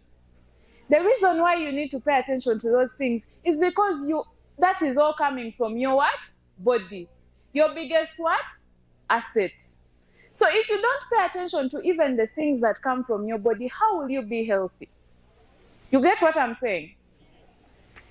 Number 2, we have a health center. Has any of you gone and checked your blood pressure since you came here? Do you know that in Uganda, and I see we have mainly adults here, 1 in every 4 adults have high blood pressure? That 1 in every 4. I wonder how many we are in this room. Let's imagine we are 200. 50 of us, 240. That means 60 of us in this room have a high blood pressure.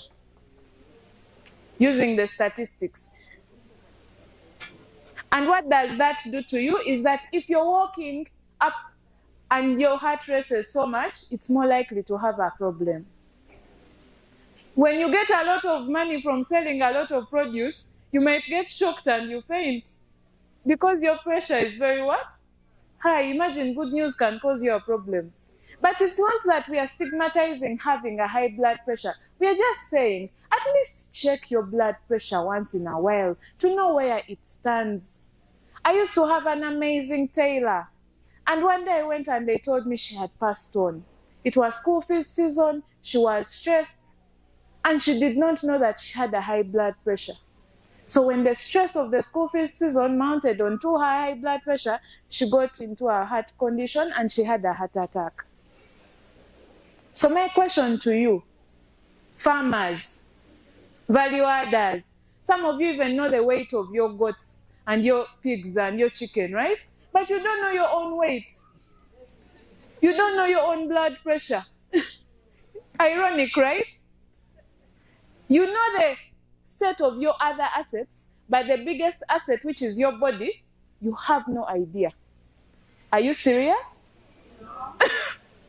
That's a good answer. So in your notebook, just write down, I need to pay attention to my stool. I need to pay attention to how I feel. I need to check my blood pressure. And most health facilities do this blood pressure check for free. Do you know that? And even if they ask you for money, they will not ask for a lot. Please know your body. We can also think about the color of your urine. Is it very dark? Is it very light? Does it have a bad smell? Or it's okay? Do you pay attention to this? And these are things where you don't even have to wait for the doctor to check. You can check for your what? Yourself. Just as a quick one, if your urine is very dark, most of the time you're dehydrated. That means you've not drunk enough water. So you drink more what? More water. And that's just a small action that can help you. Do you know that when you're well hydrated, you even focus better? You count your money well than when you're not well hydrated? So simple things can help you modify your health. And maybe to another question, how much do you sleep? Just tell your neighbor how much you usually sleep. Is it 5 hours? Is it 7 hours? Or there are 8? 3 hours. Someone has said 3 hours. You sleep for 3 hours. Now let me tell you something. For those of you who want to have a good, healthy body, do you know that people who don't sleep enough have a higher likelihood of getting dementia? That this is why you easily forget things. Because when you sleep, your brain becomes healthy. So those of you who don't sleep enough, in your later years of life, you're more likely to have a problem with forgetting a lot. And the solution is sleep a little more. Remember, the biggest asset is what? Your body. So take care of it. If you take care of it, even the other hours you have to work will have a good output. So what I'm really trying to emphasize here is that healthy living is a combination of components. How you eat, do you exercise, avoid substances, healthy relationships, and how you cope with stress and sleep enough. In the next 5 minutes, I'm going to dive into a little into the nutrition. 5-10 minutes, I'm going to dive into the nutrition. But I don't want you to forget that it's beyond food. It's about sleep, exercise, stress management, and healthy relationships. So my question to you is, do you have healthy relationships? Or they're unhealthy? Are you happy with the people you live with? or you're always in conflict? You're happy. That's a good thing. There's always conflict. So if there is conflict, are you trying to resolve it? Because you have to work towards that. But let me dive into the nutrition, now that we have gone into the bigger picture. So I'm going to skip this and just show you what I typically find people have had for lunch. A lot of food, matoke, plus rice, plus posho, and then the sauce. Does this look like how Ugandans eat? Somehow. Kalo plus potatoes plus beans. We put a lot of food and some little sauce. Then do we eat vegetables? We rarely eat the vegetables. So the vegetables are for the poor. And I'm here to show you that the vegetables and a balanced diet is for people who love their what? Their life. So something like this is what we call the healthy plate. That means that you want to make sure that every time you eat, you have vegetables on your plate, you have some carbohydrates. The rice can be millet, you have some chicken, or it can be fish, or it can be beans. And I'm not saying that you must access those exact foods. What I'm saying is the message is your plate should have carbohydrates, protein, and vegetables. For those of you who want to gain some weight, you can even make the carbohydrates more. But if you want to maintain a healthy weight, you keep the plate like that. That is what we call the healthy plate. Like I said, I'm not asking you to eat what you don't have access to. For you, if what you have access to is your posho, and you just cut your chicken and you have some chicken livers, you make the livers your protein. If you have some muntula, do we have muntula on our farms? You get some muntula and balance the meal. We all went to primary 4, most of us, and we studied about the balanced diet. So this is me reminding you about balancing your what? Plate or diet. That every time you eat that, there be a vegetable or there be a protein of your choice. For those of you where the carbohydrate is chapati, it's also possible for you. You get your chapati, your beans, and you get some cabbage. So can all of us eat healthy? Because we can use what we have access to. For those of us who like kalo, that is what it can look like. In case you're not yet convinced about the healthy plate, I want to mention something. You remember I told you 27% of adults are hypertensive in Uganda. The other thing that is really prevalent, in addition to high blood pressure, is people are constipated. Just that we are adults, I'm not going to say by raise of your hands, put up your hand if you're constipated. No, I will not do that. But if you know you've experienced a situation where you have not been passing stool for days, or when you go to the toilet, you pass stool that is very hard, that means that you're what? Constipated. So what you do is to increase your vegetables. Every time you eat, put some vegetables. If you've eaten posho and beans, put some avocado. When you eat eggs, you can cut some tomatoes. Eat vegetables and fruit with every meal, and your constipation will be resolved. Since you're in business, you're agri-entrepreneurs, let me tell you this. If you don't do the vegetables and you're constipated every day, you will end up damaging that area. You've heard of what they call hemorrhoids, where someone is bleeding from the anus. I'm a health worker, someone just said the words. Have you heard of people who bleed from the anus? Most of them, not all, but most of them, it's the exposure to daily hard stool. That every time they go to the toilet, they're passing very hard stool, it creates tears in that area. So they start what? Bleeding. And by the time that happens to you, if you come to the health facility, the doctor will be prescribing you medicine. Will you get medicine for free or you pay with your money? You pay with money. And the time you will waste because you're in pain. So prevention is not just better, but it's cheaper than cure. Prevention is not only better, but cheaper. So please eat your vegetables. In addition to that, there is evidence that people who are always constipated have a higher likelihood of getting colon-related cancer. Have you realized that these days cancer is getting very common? Do you know that there are so many things that cause cancer that we cannot control, but there is some that we can? For example, eating more vegetables. There is evidence that people who don't like eating vegetables are more likely to get colon-related cancers. So if I told you that there is a risk for cancer, but if you eat your vegetables, you reduce that risk, isn't that wisdom? But will you do it, is the question. Because your body is your biggest what? Asset. In addition to that, when you eat healthy, you preserve your muscle. When we are moving our hands up and down, our muscles were moving. If someone's muscles are weak, can they move their hands up and down? No. If your muscles are weak, can you go around the acres of your farm to supervise? No. That means your body must be healthy. So for this, we talk about making sure that you're promoting a good muscle mass by eating the protein. You remember the plate had protein? It had vegetables, which are going to help you to prevent constipation. Then it had protein, which is the beans, the fish, groundnuts. They help you make your muscles what? Strong. And in addition to that, they also make sure that since you're not eating only carbohydrates, you will not have excess body fat. Because for most of us, we gain excess weight when we are eating excess carbohydrate and excess oil.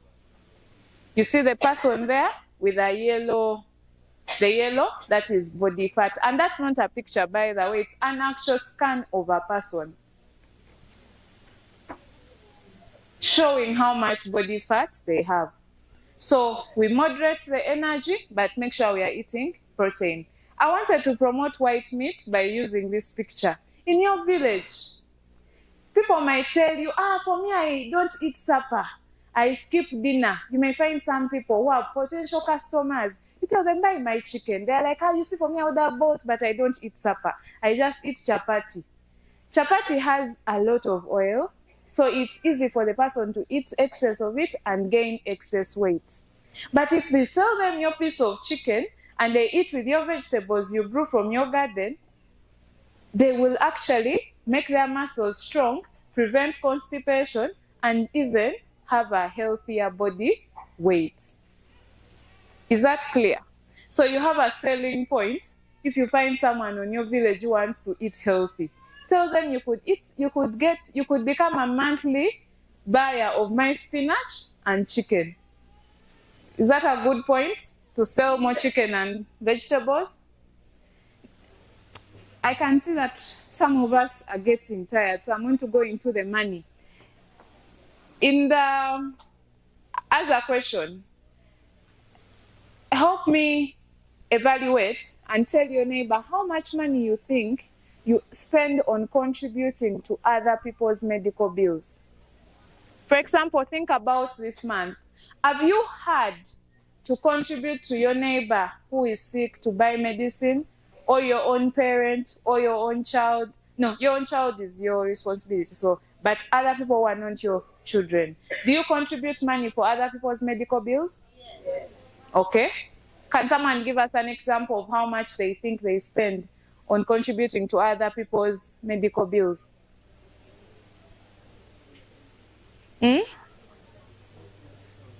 About 200,000. Okay.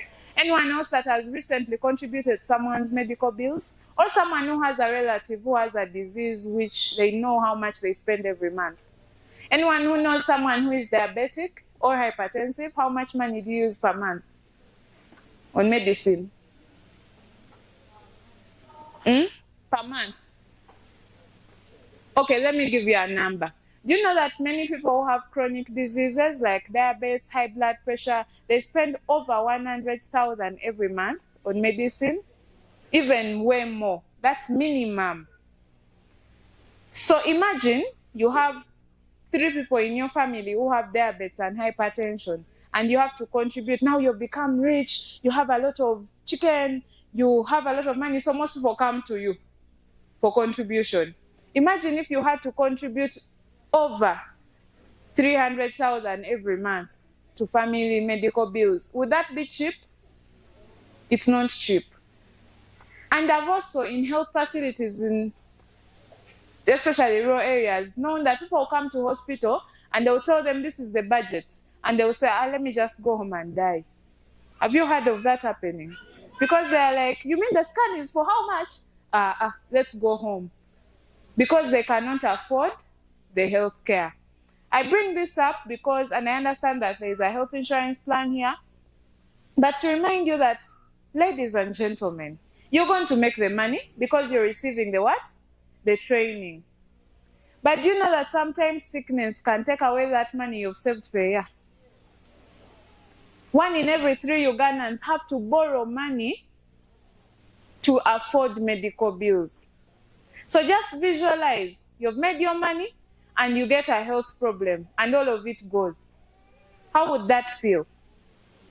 And this is not superficial. These things have happened. Have you seen people who have had someone sick in the family and they had to sell land, sell goats, sell pigs, sell the whole chicken stock at a very low price?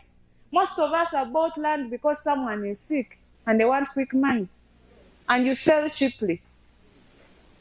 So that means that there is evidence that one of the ways you and I are going to lose money is when we have a sickness that requires a lot of what? Money. So I'm here to remind you that not just for yourself, but teach your family members as well how to eat what? Healthy. So that you all save money. Because truly, healthy eating is one of the ways we can improve our health. And to make this even stronger, I want to mention that diet is the biggest modifiable risk factor. We cannot control so much, but if we modify how we eat, we can save health. Just like this lady who started to eat healthy and she was able to better control her sugar levels. Spacey, how much time do I have? Because I think 7 minutes. Okay. I want to mention this.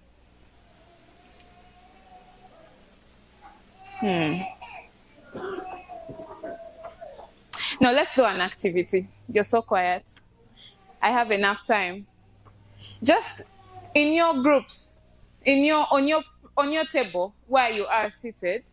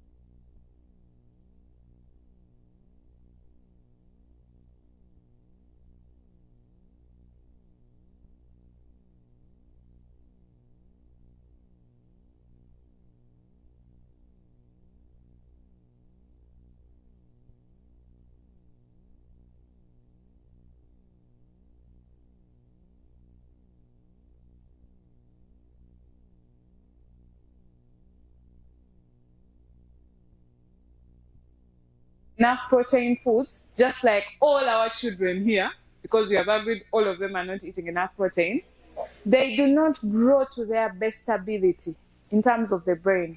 And if it even happens that when the mother was pregnant, she was also not eating enough, the child does not develop the brain, and the brain does not develop to the point of the level you want it to be able to run a business. Would it be nice if you can hand over your farm to your child and they run it well? What if I tell you that if your child is not eating enough protein, their chances of being able to handle such a task are less? Would you change the way you feed them? So sometimes we say things like, that family, they are poor. Well, their family, they are well off. But there is evidence that families that feed their children well have more successful children, because the brain develops to its best capacity. What you see on the screen is a picture of a brain scan of a normal child in there, and then one who is malnourished, like our children in this room. Because all of us have said no, the children are not eating protein. You see the other malnourished brain? Will that brain count your money well? Will that brain expand your empire? So, I think you need to pause and call your wife, call your village people and tell them, give the child some beans. When you're giving them porridge, please add some roasted groundnuts. Are we all agreeing that we need to take action? Because those are the people you want to be productive.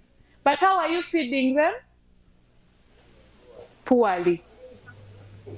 And if you take this serious, trust me, in a few years, you will see growth in your what? In your communities. For those of us in Kampala and those who take children to school, you know you pack for kids things like that. You pack chindazi and biscuits, and the child goes to school. Yet you can pack a banana and an egg. So my question to you, is it just scarcity of the protein food or ignorance? You pack the child gorillas instead of packing an egg? Really? So we need to make changes on how we provide our children with protein foods. And that said, please make sure with every meal your child has, you have a source of protein. As they get their protein, they'll also get good sources of iron, and iron helps carry oxygen around the body, so they will even be able to focus when they are studying. And these are the sources of iron: liver, meat, millet, hibiscus, beetroot. All those are amazing sources of iron. And they provide your body an opportunity to transport oxygen to the brain. Some of you are here, you're struggling to focus, and you're wondering, what's wrong with me? Some of you, it's not your problem. There is evidence that you could be anemic, and the oxygen supply to your brain is not what? Enough. So you struggle to pay attention. You always wonder, but for me, the things are nice, but I just can't focus. Especially for us, the ladies, because we go through that monthly dose of what? Blood. So when you're not getting enough iron, your brain doesn't get enough supply of oxygen, so you struggle to pay attention. Do you know that even your children, if you get them enough iron foods, they can even improve their performance at school? There's a study in a country which was done in Thailand where children were simply given more iron-rich foods, like you see on your screen, which you have at your farms, and they improved their performance in English and math. So instead of abusing your child, this one doesn't pass, doesn't understand, the question to you, are you giving them the foods that nurture their learning? Are you giving them protein and iron-rich foods? Yes or no? So the next time you want to tell the child that they are not serious, hold yourself. And first go and buy what? Iron-rich foods and protein-rich foods. And like I said, this can be a part of your typical diet. You just make them a part of what we call the healthy plate. Thank you for listening to me. I will skip that part. No. Alcohol. Please, people, alcohol is not good. That one I want to summarize. The rest I'll skip. Yeah.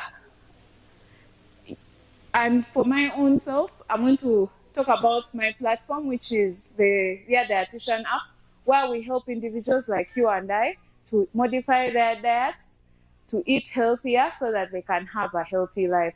Because you and I have all agreed, what's the biggest asset we have? Our bodies, and that means our health.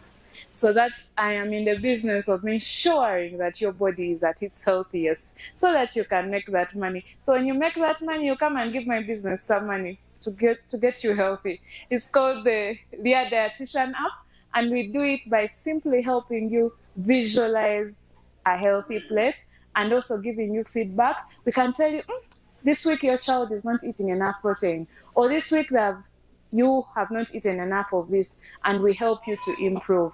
And this is a local platform that allows us to improve the health of Ugandans, and we believe the productivity. Thank you for listening to me, and I hope you all will live healthy lifestyles. Thank you very much, Ms. Regina. We have any comments that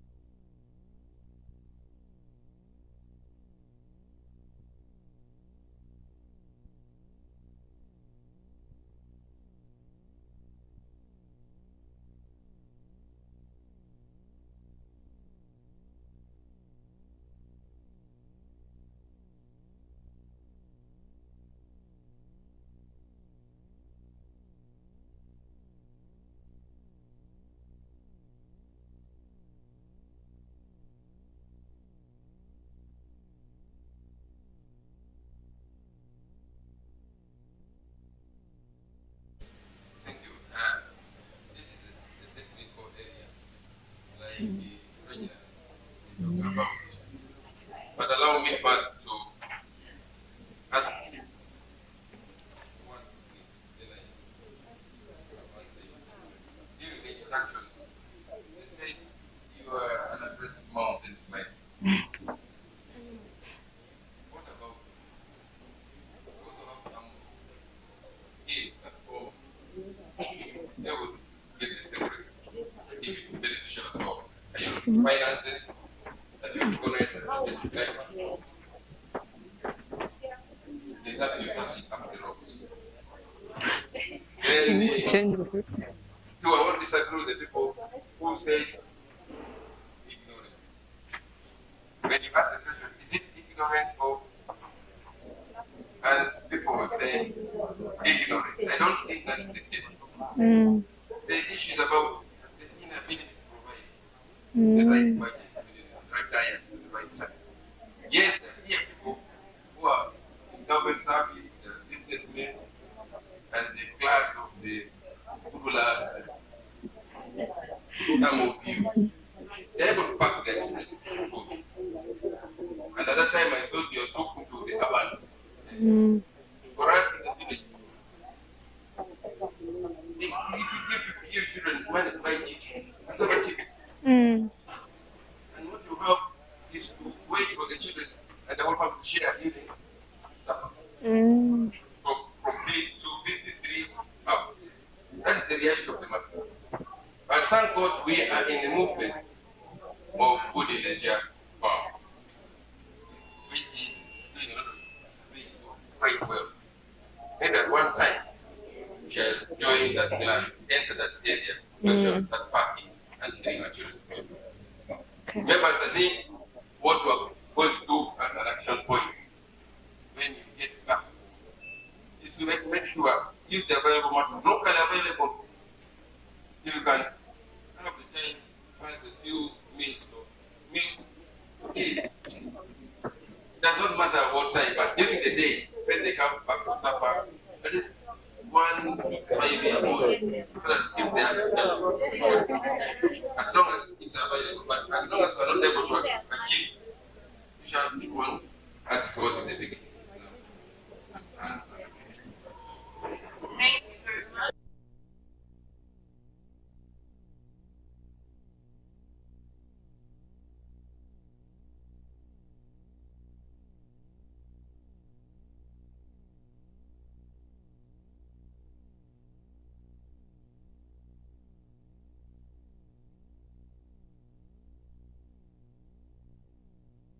Really believe that it's not always just scarcity.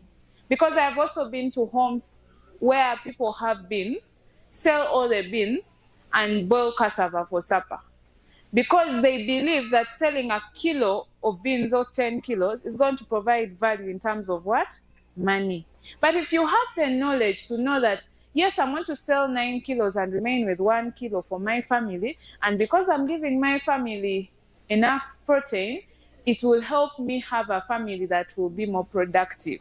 You will realize that keeping the 1 kilo and not making money from it is going to give you productivity. So it's a good return on investment. And I also accept that there are times when people have the knowledge and they don't have the affordability or availability. It's not available on their farms, and they also cannot afford what's on market.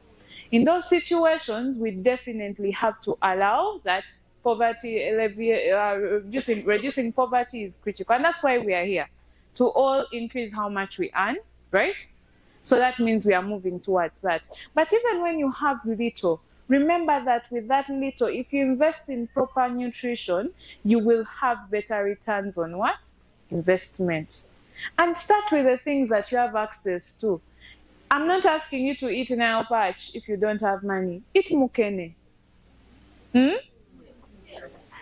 If you don't have money for meat, at least eat beans. But this business of making your child posho and then you give them just soup, they're not getting protein. They're not going to grow. You're working for this child. You're paying for them school fees. Isn't school fees one of the biggest expenses in your household? So if you're spending so much on school, but the person you're sending to school does not have the ability to grasp, are you really spending on school? So it's better to reallocate the resources. And I totally understand scarcity plays a role, but I think we can also play a balance. And when you realize the importance, you realize things like, let me grow some vegetables in my compound. Is there any of us who doesn't have a small piece of land to grow vegetables? So that you eat vegetables. You can't, and even your neighbor can't allow you to use their land to grow a little vegetables. Like you can't grow any vegetables, because that's why you're better than the people in Kampala who live on balconies. For you, you can grow some what? Vegetables. Then about them, I hope that answers your question.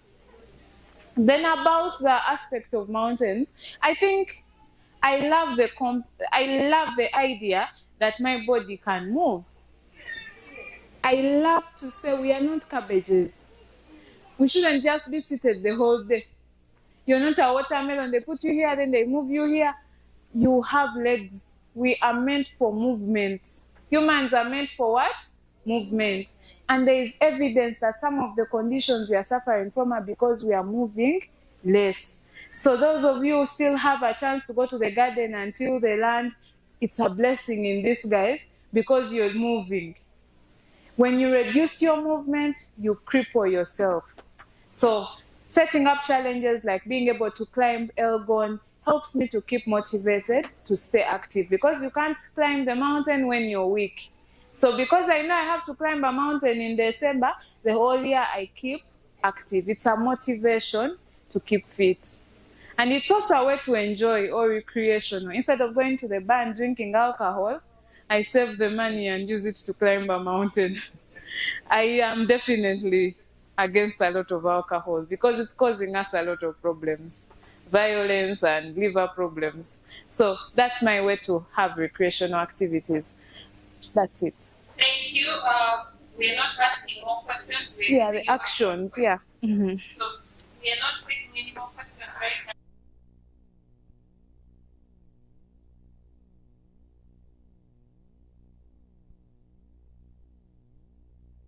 Once again, I have to make this system. What I'm saying, what we're learning. There are bad things I'm taking back home or behind. The person should know that he himself is a what? That riches. If you find the life, everything becomes simple. So, let's not think of what we cannot do, but there is something we can do. Like get nutrition on our children. You can do anything, and we are even richer than everybody. Because if your brain is rich, it means you are rich. But if your brain is narrow, you remain poor, and you leave your children with Gudie ticks. And somebody said those climbing mountains. That was Bagagati Orgero. Climbing mountains is where you see that there is the Guyana. There is a demand for this and that. Let me also stay. Don't just sit because I cannot. Don't become a tiny lion on a rock. I cannot. Who will manage it for you? So I'm selling the whole house that please let's go back and perform. Especially Panisa. I want you to come back here next time you just come. When you are sharing anything, I can't mention. Thank you. Thank you very much. My answer is yes. It was been done because of ignorance. In my village, we have been looking at people who feed most of the time on things like poor people, they cannot afford. Some of us, we can move around and buy fish for lunch, have meat for supper. But what I'm taking back from here is I am going to make sure every meal that I take, grace must be there. Thank you very much, Ms. Regina, for the wonderful talk that you have given us. And I would like now to invite Bob Basaza to give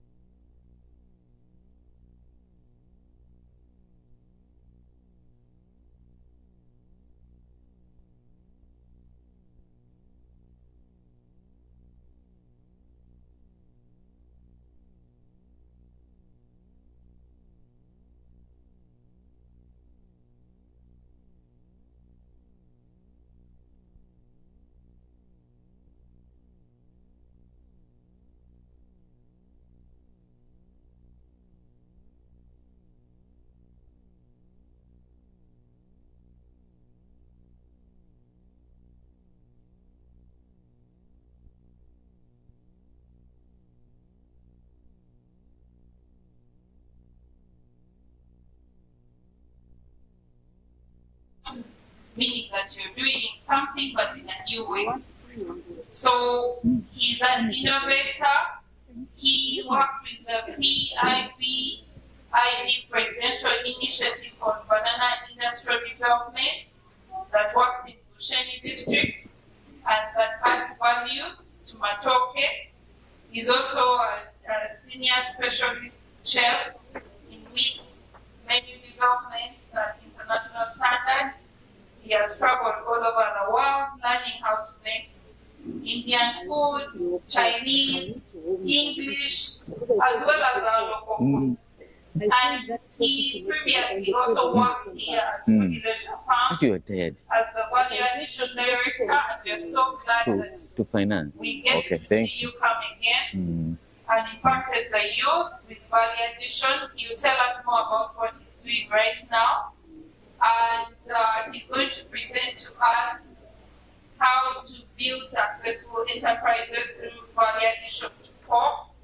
And so, with our hands put together, I would like us to welcome our next presenter. You're very welcome, Mr. Ronald Ohereza. Thank you.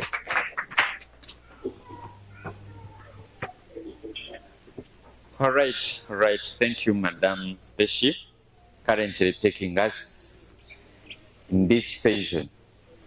Members, before I talk, I want to first recognize your presence through your districts. Parisa, where are you? Yeah. Parisa, I want you to make a noise. Where are the Muslims? Muslims, hands up.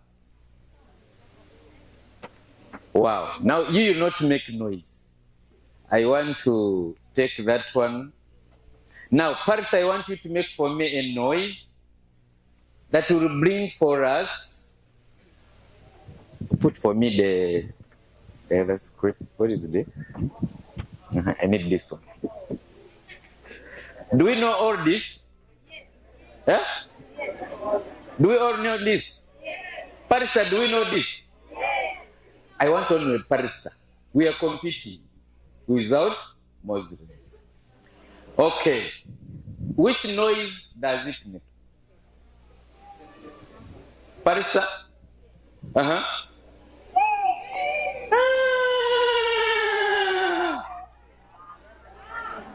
Parisa, okay?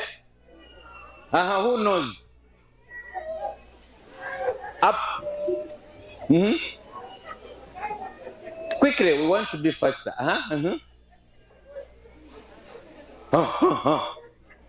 Good. Bukedia, please. Bukedia, hands up. Muslims. Bukedia, no. No. Now I want Bukedia noise. We are competing. Noise of this.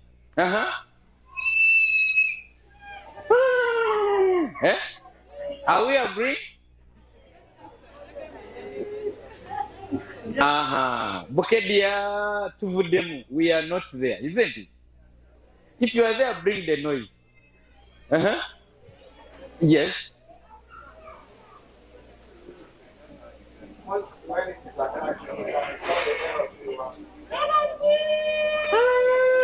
Thank you. Kumi, hands up. Kumi, where are we? Muslims. Okay, Kumi, give us noise.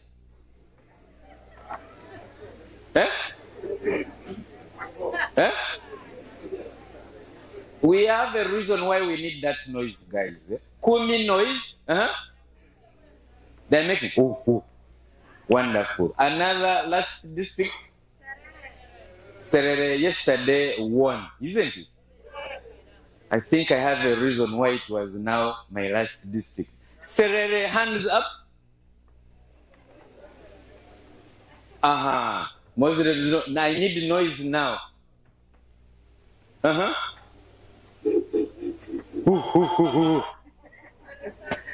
Thank you. Ladies and gentlemen, you are welcome to my presentation. I'm called Muhereza Ronald, who is currently taking you into the value addition. This one. So, Here we are. When we talk about pork or value addition, what comes into your mind? I'm on which side? This one? Three. I want number one. Number 4. You check from him. Please.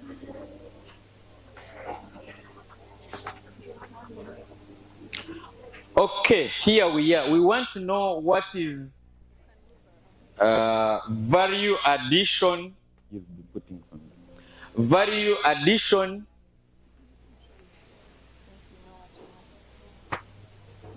Behind in front, this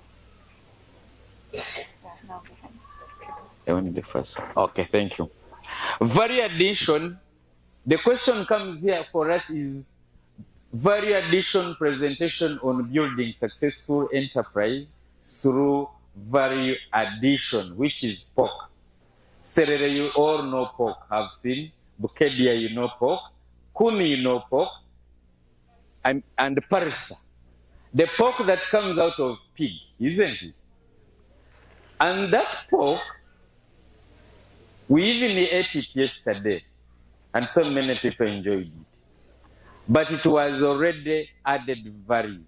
So let's look at what are the values we are talking about when we are adding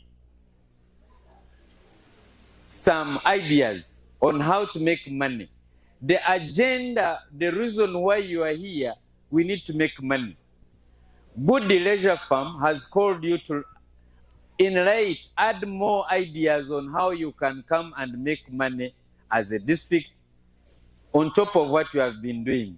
But we want you to know that pork is one of the most widely consumed meats in the world and has great potential for income generation. However, the biggest profits are often not made by selling live pigs or raw pork. Greater value is created when entrepreneurs process, package, preserve, and market pork products that meet the consumer's needs.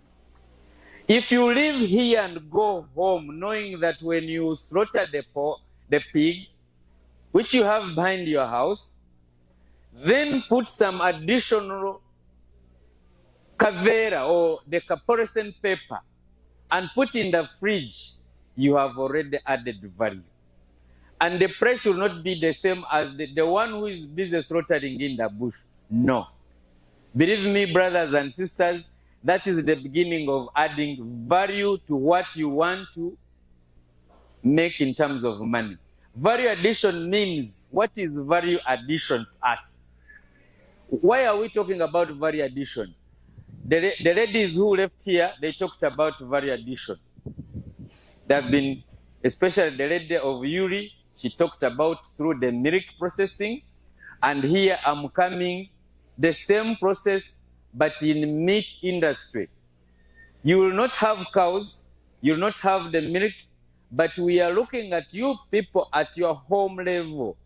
You have the pig, you can carry this pig as a village, as a district. You start your own trading area that will sell pigs to your use, and the use will start making money out of that.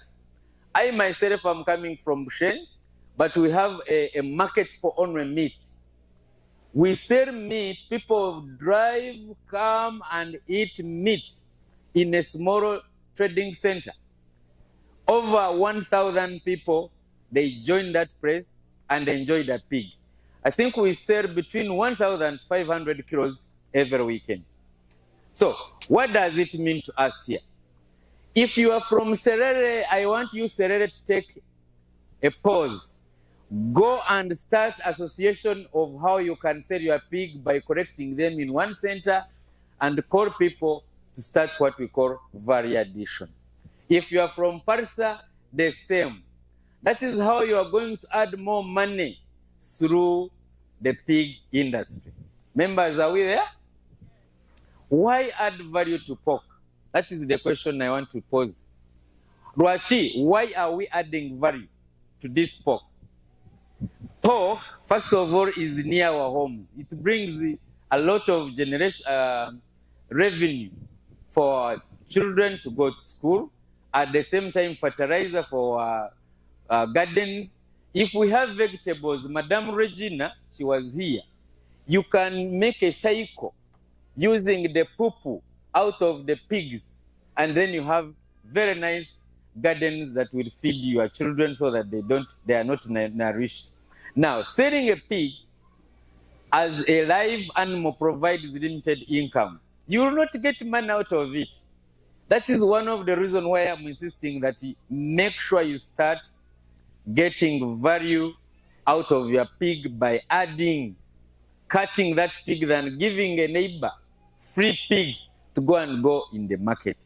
You bring your pig, start processing the pork into different products that can significantly increase returns. Here we are. What are those returns are we talking about? Can be sold highly. They can stay longer. You people, when you have the pig in the shelf where you have a fridge, you have a selling point, you are free to sell longer hours than when you put on the bush. Then you slaughter in the evening, you are done. But when it is in the fridge in your center, in the trading center, you can start that business of a fridge, packing your pork already slaughtered, and your members will enjoy your pig all the time. It is even easy to access different markets. That means you are going to employ the border guys by delivering your pig. I mean your pork. So, transportation brings money, you are adding value. The person, your lady or your children who is at the trading center in the fridge is also earning money. And then you are at home also getting more money through the gardening. Are we together? Examples of pork that we can do at your own home. You can start what we call a theme. A theme is a popular name that you can call your pork, which members should come all the time and enjoy. Start Parisa, Serere pork joint, and then make that pork into Luombo. We all know Luombo? Eh? Make pork into Luombo so that the people will wonder how you can make the pork out of Luombo. They all come to your place and enjoy that pork, and you earn money using the word Luombo. Eh? Folding bananas, and there's so many people here in Rwanda to come and enjoy pork that is made out of Luombo. You can call it chops, you can call ribs, you can make sausages, you can make meatballs for our children at home. Then you can also make pizzas. Yesterday they are selling pizza here. I saw so many pizzas being sold, but we had any pork that has sausage. I mean pizza out of it. So you can do anything out of pork. Depends on your members that you have in your village. If the members are good at eating sausages, give them the pork sausage. If your members are good at eating muchomo out of it, give them the muchomo. If the members are good at chikaraya, putting in butter and then you fry, give them that one and add their greens.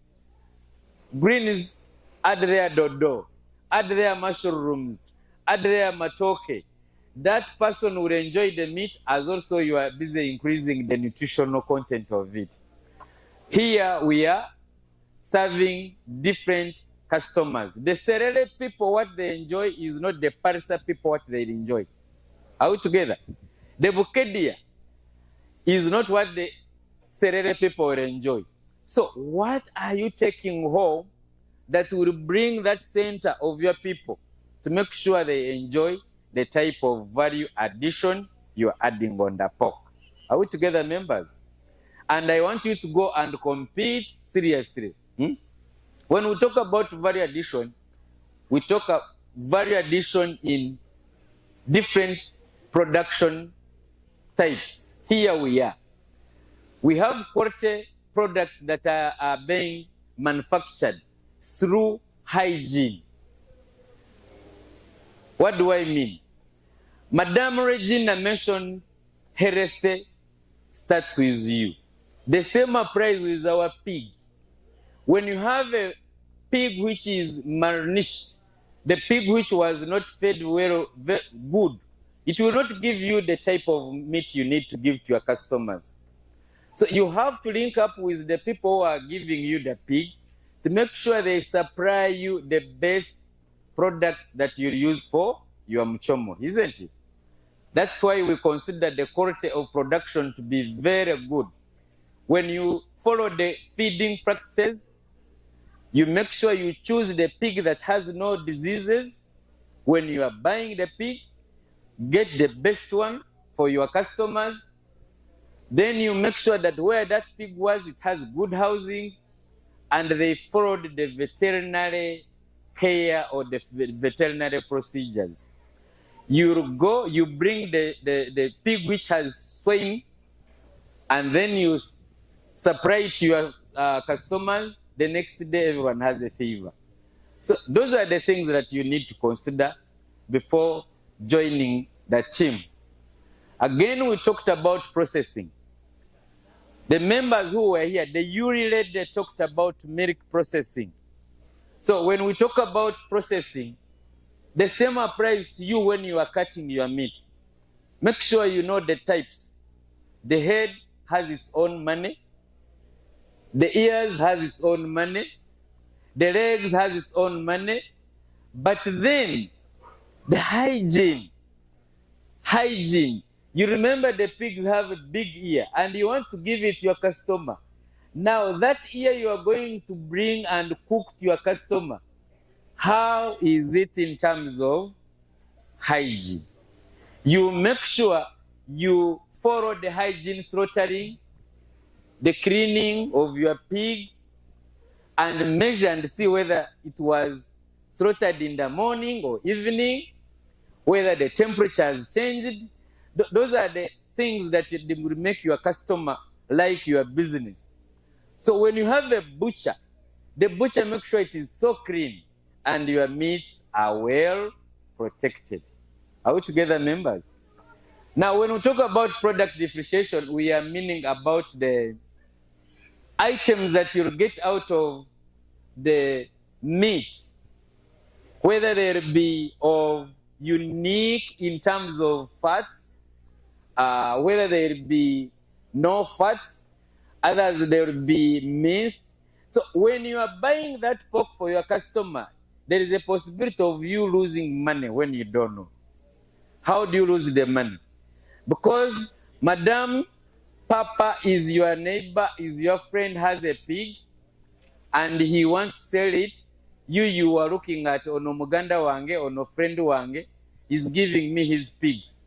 The pig is giving you is not worth your money. But you are buying, Papa, you are not buying the pig. Papa, I'm giving you my money. You are my sister, you are my brother. By the time you take the pig in the market, the customers will refuse this pig because it's not worth their money. But you like the person instead of the quality of food we need out of it, because we need that pig to give us pork that will give us fats or no fats. Pork that will give you sausages or no sausages, or other meats that you'll get out of it. Members, are we there? That is the reason why we train value addition.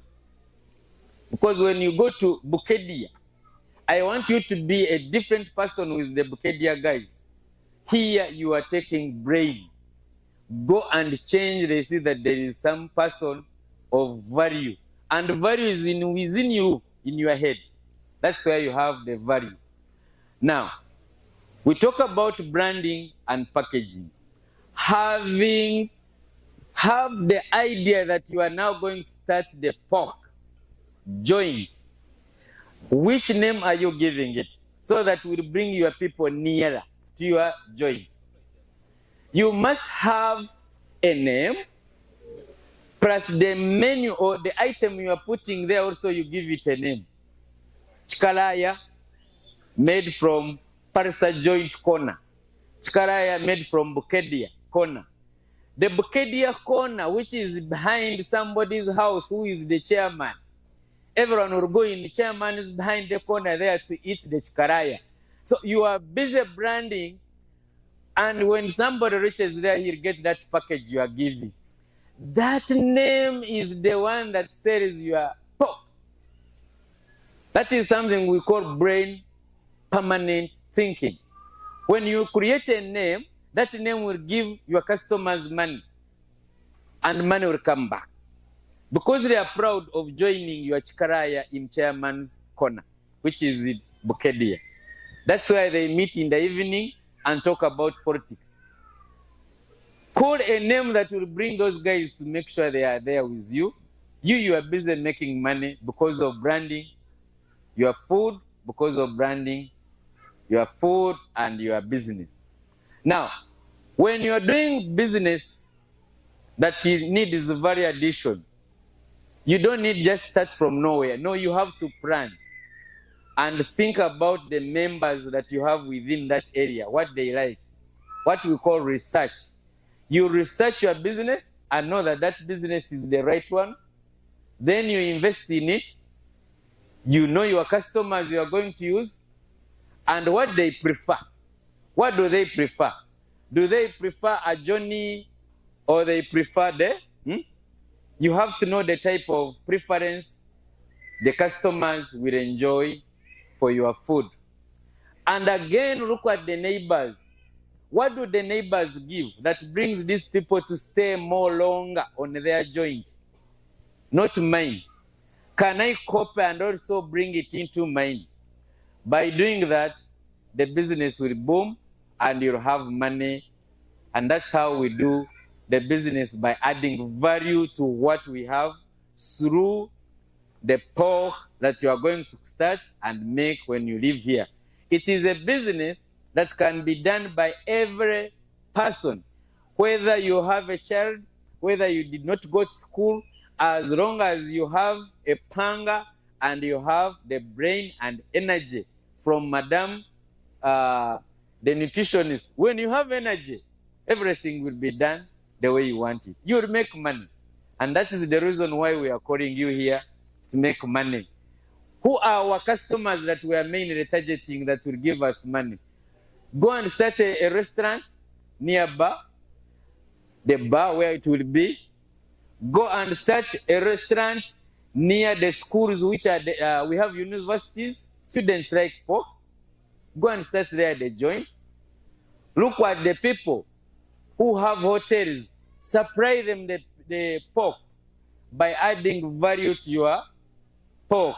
Pack it very well and let them be your customers. I'm trying to conclude. I want you to know that when you are doing all this, behind it we have what we call financial management. Madam who is at home, you have started with one pig by slaughtering it. You start a joint. That joint now is giving you money. You must have the discipline. Because without counting your money very well and save it and have records, that business will not come up. So, how are we going to do it? You must know how to calculate the costs of things that you have used before and after. If you have put in 100,000, know how much you are going to remove after the profits. That is what we say, maintain your records of production and what you involve in sales, and then record all the time. Make sure you have your inventory of your products. Members, that is how you can make this business very easy for you, and you add value addition to these points. By doing this, we'll determine your business is true profitable. Every business at the end of the day, you close knowing that yesterday I made 100,000, but I had put in 70,000, 30,000, 20,000 saving, 10,000 going back into business. You increase. If you invested 100, this time you are going to put 11,000. That is the trick about how the business grows. If yesterday you put in 70, you made a profit 100,000. Remove the 70, put it back in the business. The profit is 30,000. Don't eat the whole profit or keep the whole profit. Keep 20,000 as profit. Put 10,000 back into the business. It means your business has grown one ahead. That is how you increase the business, by adding capital in the business. At the same time, you are saving. Members, there are so many challenges, but we don't want to look at those challenges. Every business has got a challenge. The challenge, you keep on jumping the challenge, then you create a new way how to make it. Because the Bukedia challenge, how to slaughter the pig, is near the Muslim, and Muslims don't want, is not the challenge that the Parisa person has, isn't it? That one I leave it with you to make sure you make business out of it. Lastly but not least, we have what we call the business mind. You have all come here, but not all that we shall make money out of business. No. Your brain, your mind is the one that will determine you to make money out of this business by adding value addition. When you add value to the pork, it is your mind. When you know that when you transport it from A to B, it is your mind. So members, successful entrepreneurs plan for those challenges and continuously improve their business. In conclusion, building a successful pork enterprise requires moving beyond the sale of a live pig. Pig is creating products that consumers will determine in terms of value. Through quality production, safe processing, and putting your name on the item will make you sell those products out of our agriculture entrepreneurs. Key lessons that we need to know, or we have to move in with, is the more useful, convenient, and safe and attractive the pork products becomes to consumers, the greater the value created and the higher the potential profit for the entrepreneurs. You must know that your products are very near. They are convenient for your customers. That is the main target. Because when a customer is near your business, that means you have daily earn. You're earning on daily. And that's how I can call building a legacy through product and the pork you are going to make. Here I am called Muhereza, Chef Muhereza Ronald Karaka, and those are my contacts. Currently I'm a CEO and a farmer. I have pork joints. I'm selling pork joints in different campuses. Here I am, I have a store. Here to Gudie in Bushenyi, I have another one. In Barara, I have another one. So we are moving and we are making pork products to our community. You are very welcome to join us, and I thank the Gudie director for calling us and invite you guys to join us in this team. I thank you. Thank you.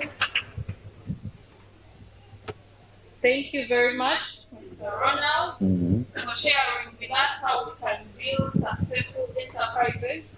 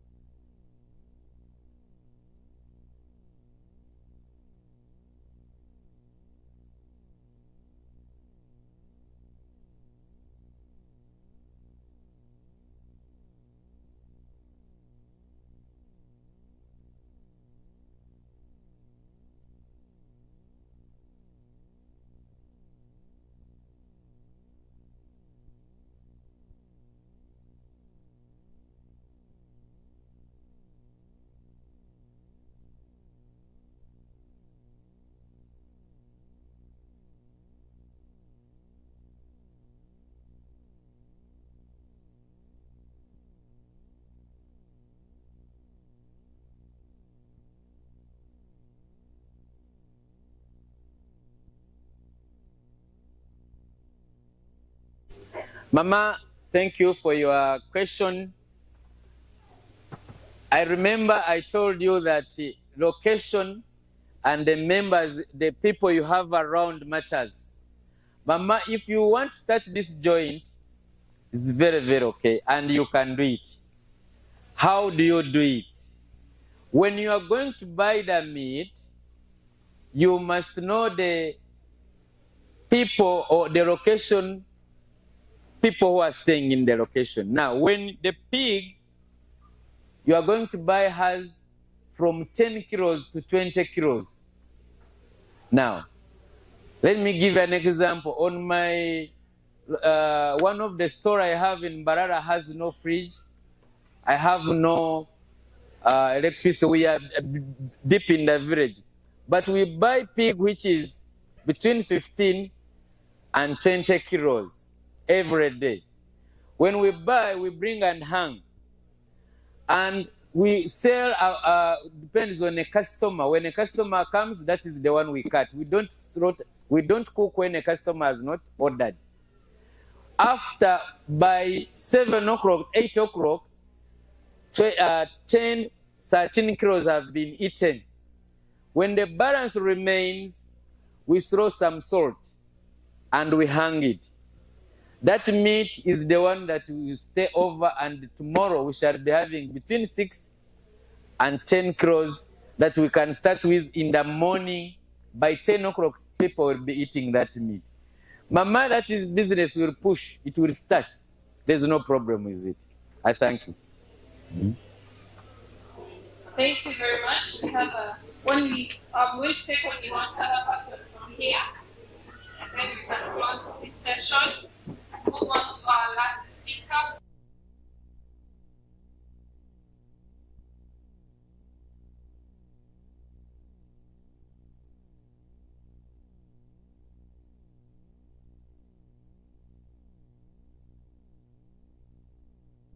From Kenya. Welcome. I am totally so interested in the topic that you were presenting. Personally, I love rearing pigs, but I am going to raise some 1 or 2, 3 challenges that you will help me to address. When Madam Professor was talking about pigs, where there is an instance where one raises a pig even of 9 months, but it's not even weighing 10 kilograms. But said here in Leisure, shall be trained how you raise a pig of 3 to 6 months, and it's weighing 50 kilograms. My interest is the secret. What is the secret behind these pigs that they grow within that short time, that way? Then number 2, the most common problem, which is scaring most of the farmers down there, is the African swine fever. How best can I handle African swine fever that threatens most of the farms? One time I lost over 20 pigs to African swine fever. And then the other, I think those are the major ones. Those are the major ones. Then the other ones, the breeds. Because you say that before you go for further decision, when you're getting it begins from identification of the breed. How are you picking these breeds? Maybe for purposes of interest, you will enlighten to us which are the most good and proper breeds to begin with for somebody down there. Thank you so much. Brother, thank you very much for your challenging questions or challenging issues that you have faced.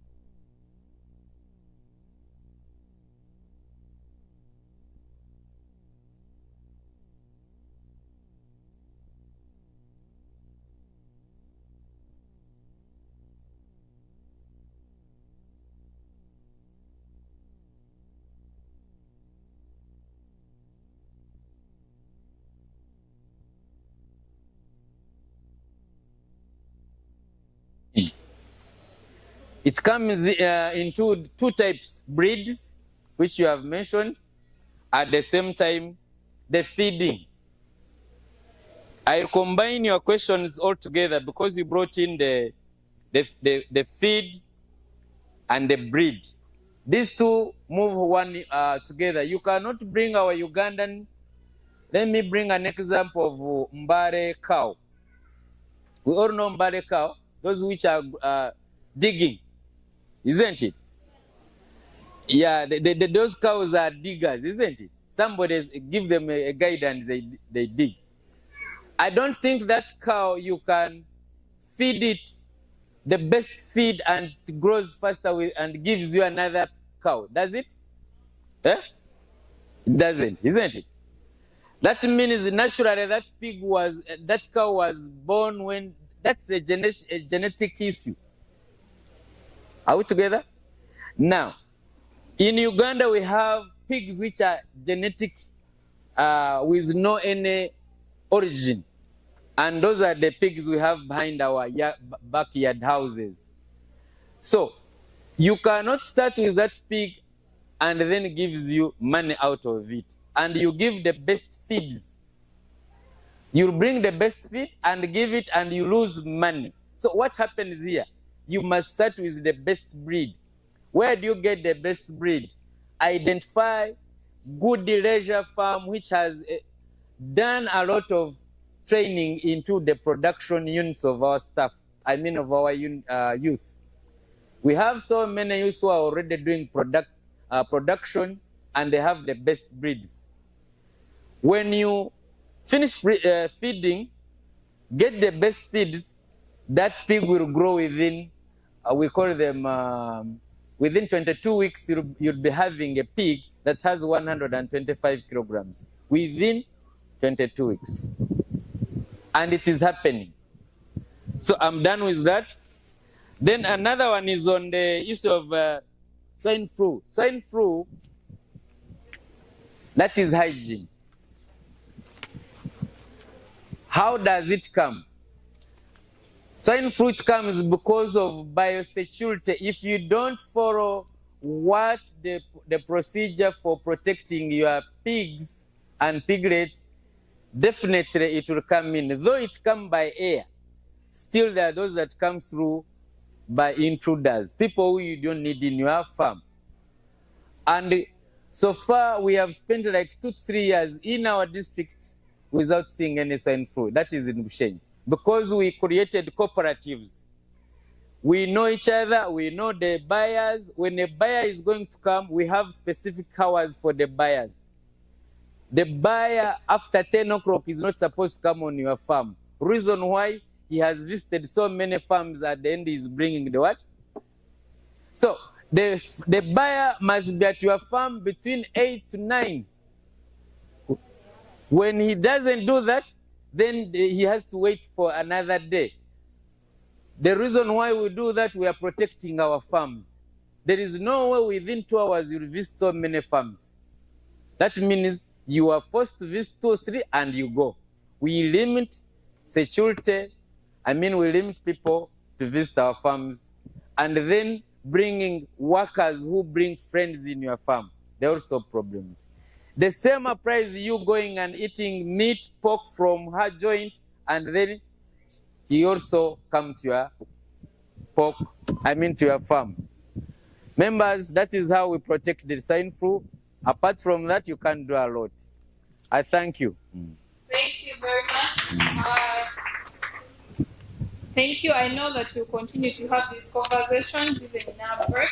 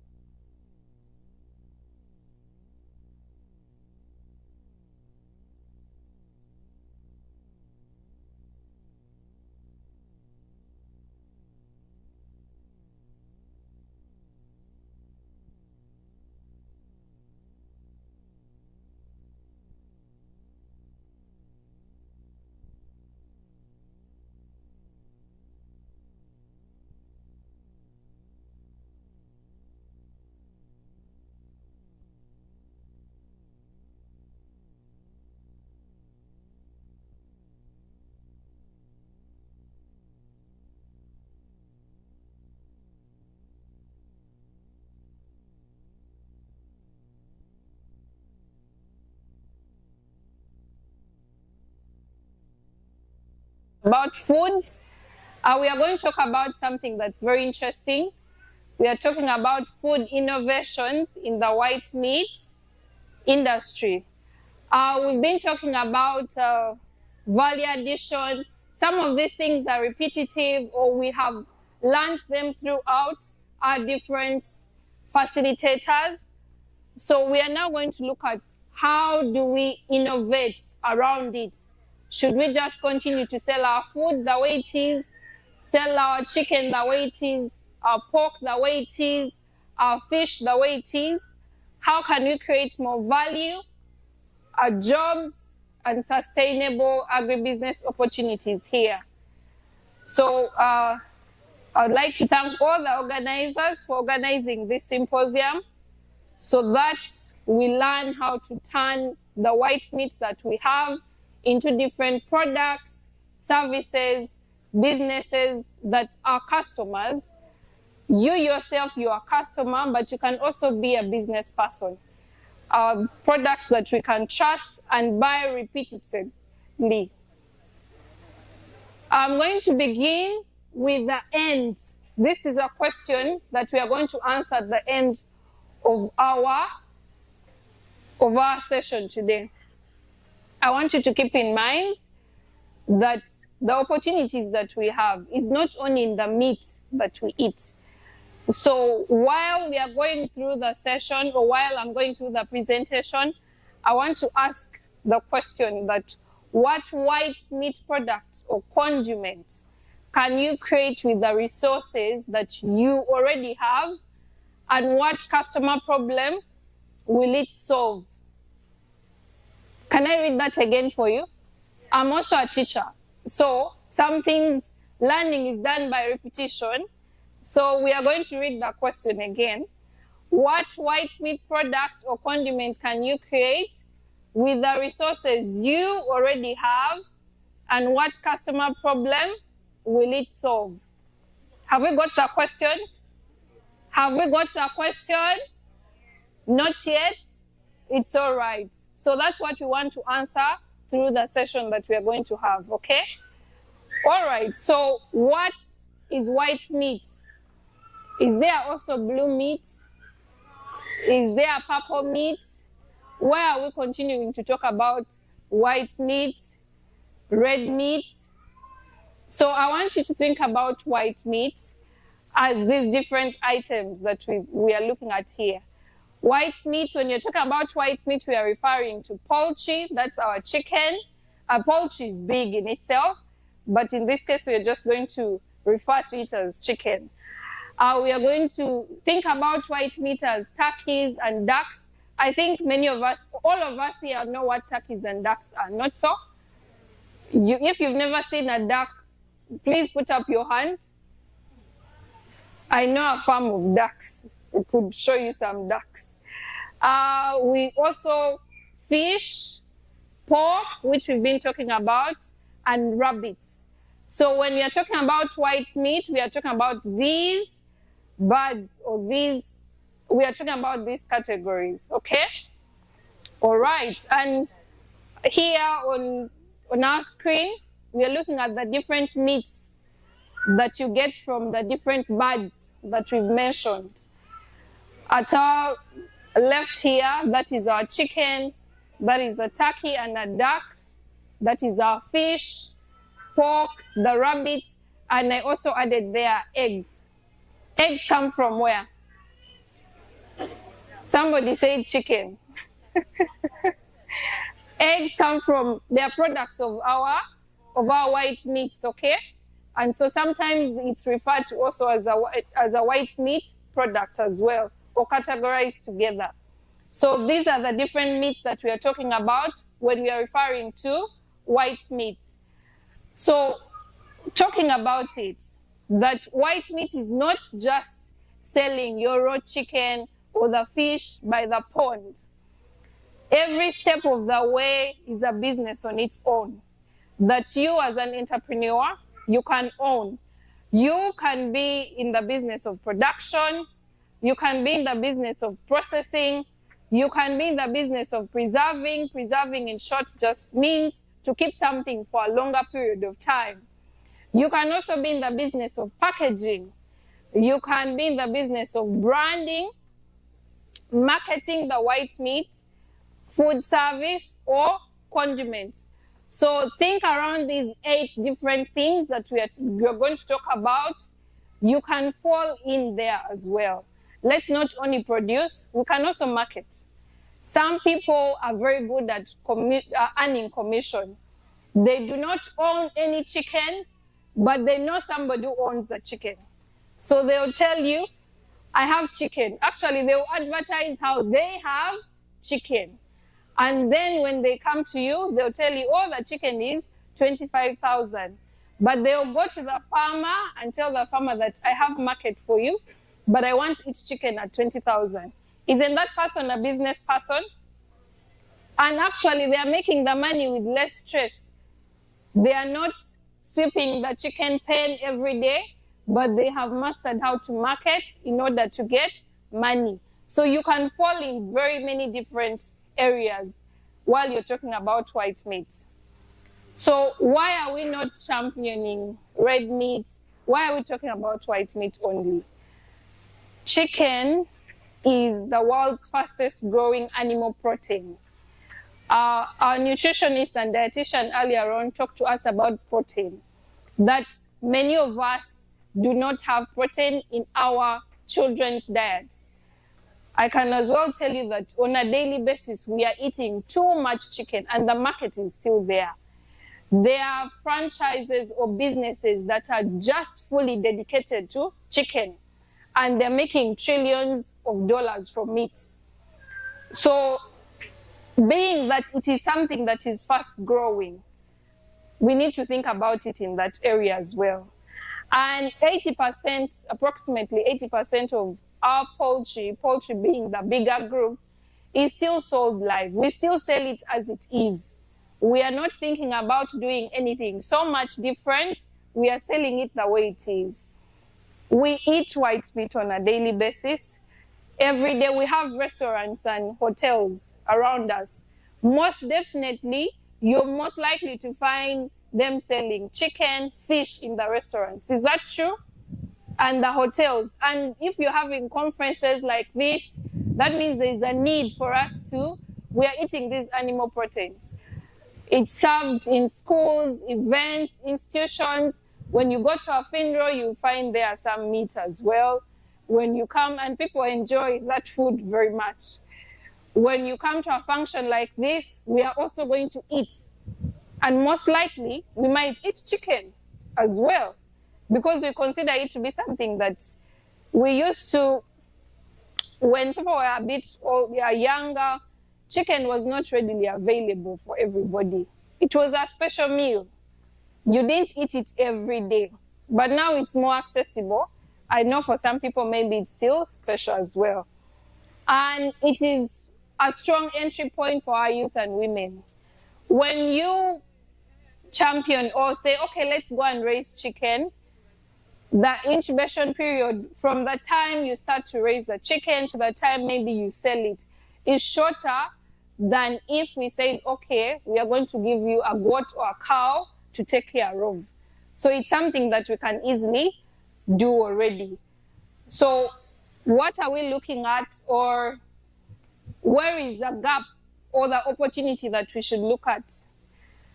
When you have every bird, every fish, every pork that leaves your farm, when it's cleaned, when it's portioned properly, when it's packaged very well, the value of it is being got.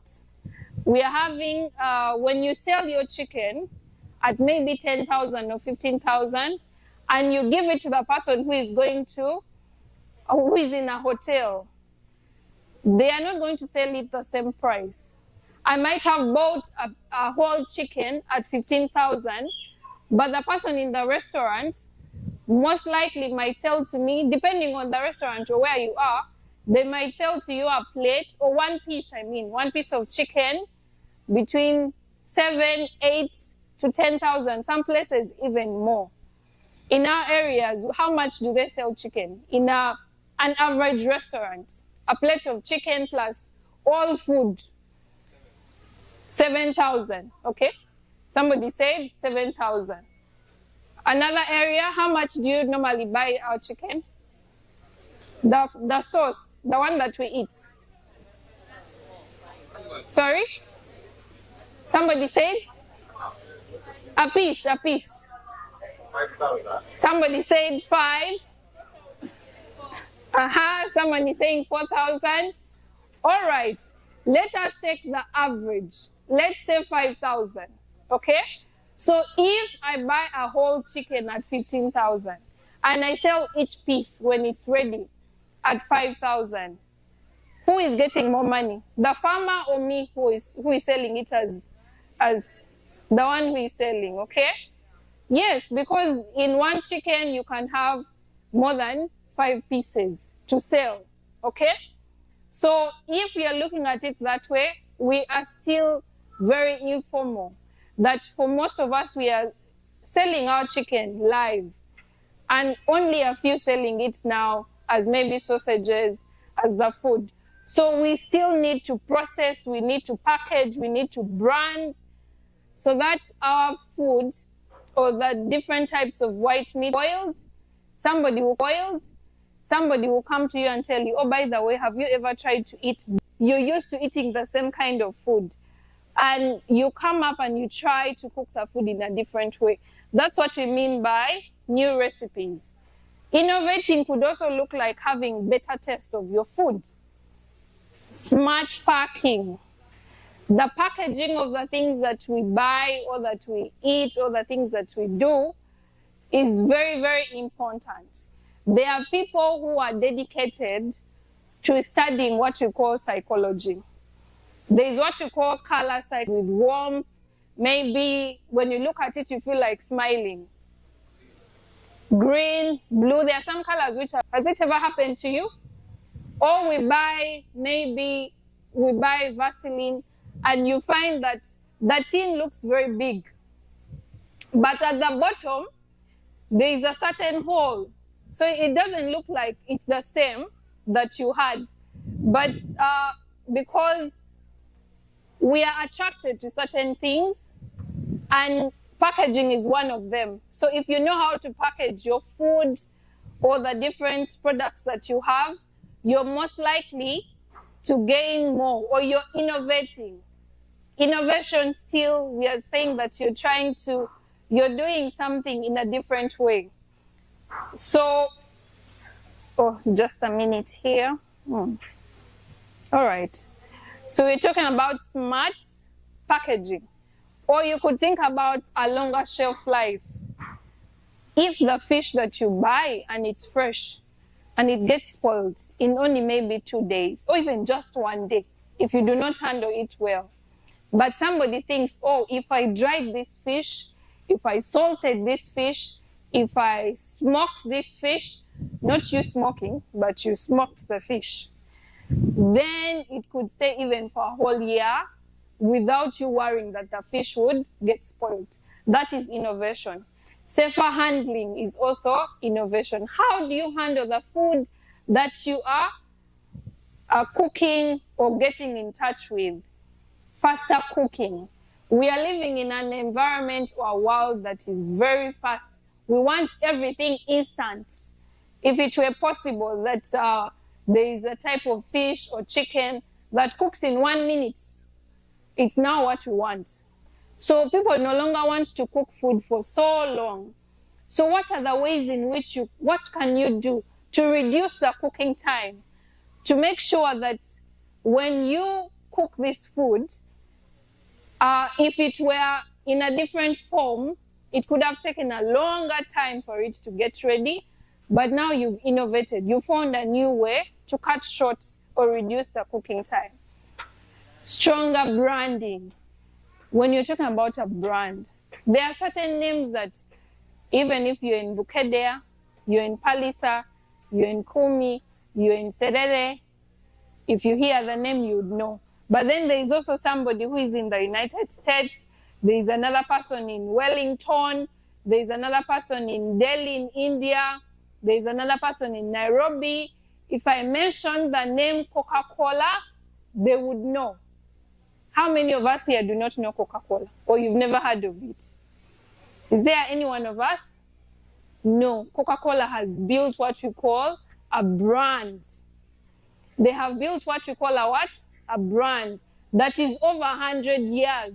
And so if a person is able to build a brand that can last for that long, what are you doing about the thing or the business that you want to do or that you're doing? Is it that you're just, I'm just selling this, I'm rearing my pigs so that I can get school fees, full stop? You're not thinking of maybe how to scale, how to make sure that your piggery farm gets to your children, to your children's children, or to be able to impact so many people that when we say your name, then we should be able to know about you. That's the same thing as a brand of Gudie Leisure Farm. There are things that you associate with brands. So what are you associating with your brand, and what are you doing about the thing that the food or the white meat that you're thinking about? New market channels. When you innovate and look for ways of making sure that you tap into new market channels, there are certain things that people don't like to, or if, for example, you want your fish to reach the United Kingdom, most likely it will be hard for the fish the way it is, without any packaging, without anything. So you find a very good customer in the United Kingdom. They say, oh, you're from Palisa. Yes. So what do? I make the best fish around here. Our chicken are very good. We handle them very safely. They said, good, that's fine. So can I have the chicken or the fish or the pork? Then you ask the person, but how am I going to get it to you? And for them in their head, I don't know. I need a product or a service from you. How can you bring it to me? So what are the things that you're going to do to be able to get into that market channel? There are some people who do not like, for example, eating.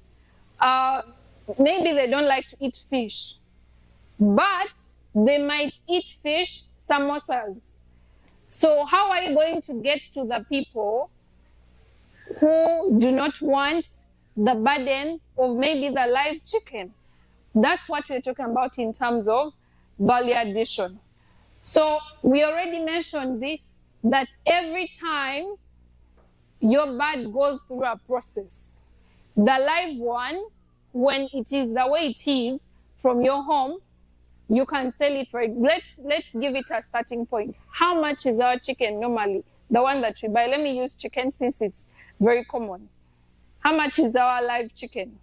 Average price. Okay, we are talking about the local chicken. How about a broiler or broiler? How much do we sell it at? 40,000 still.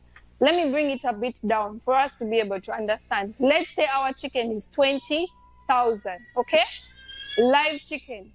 So there is a person, I come and buy the chicken at 20,000 shillings. I go and then remove the feathers from the chicken. I remove the feathers from the chicken and then cut the different pieces. There are some of us who only like to eat the thigh of the chicken. There are some of us who only like to eat the wings of the chicken. So I say, instead of you having to go and slaughter 10 chicken to get 10 pairs of wings, how about you just come and buy it from me when it's already a kilo of wings? So what I do, I get my live chicken, I remove the feathers, and I sell it to you. That means that I've reduced your time for boiling the water, for removing the feathers, for cutting. Some people fear cutting off the head of the chicken. We might even bring here chicken and they start to run away. But the story might be different if the chicken is on the plate. Then the story changes. But the price will change. From 20,000, they might add a little, 4,000 in there. Okay? So now you've added value to your chicken. Then you go ahead to package it. You package it and you even name it. You name it Good Luck Chicken. And now a person who reads about your brand, it's called Good Luck Chicken. Now they start thinking, but I've over suffered. Maybe if I eat this chicken, I'll get good luck. So they buy Good Luck Chicken. Now when it's packaged, yes, I've seen posters where people advertise for good luck, for riches, call this number. So a person can come to you and say, for good luck, buy my chicken. It's branded Good Luck Chicken. So the person who packages it in a good way, and where you're saying, now I want 20 chicken, I don't want the chicken to keep pooing in the bus while it is coming. You say, no, it's okay. I'll bring to you the chicken when it's already cut and in different pieces. I'll sell it differently. So that person also adds another price to it. Let's say we moved from 20,000, we added another 4,000. Now we add 6, we add 30,000. We go ahead to say, okay, you have your chicken, it's now cut, but I don't have time for going to buy all the different spices for the chicken. So we have what we call marinated chicken or marinating.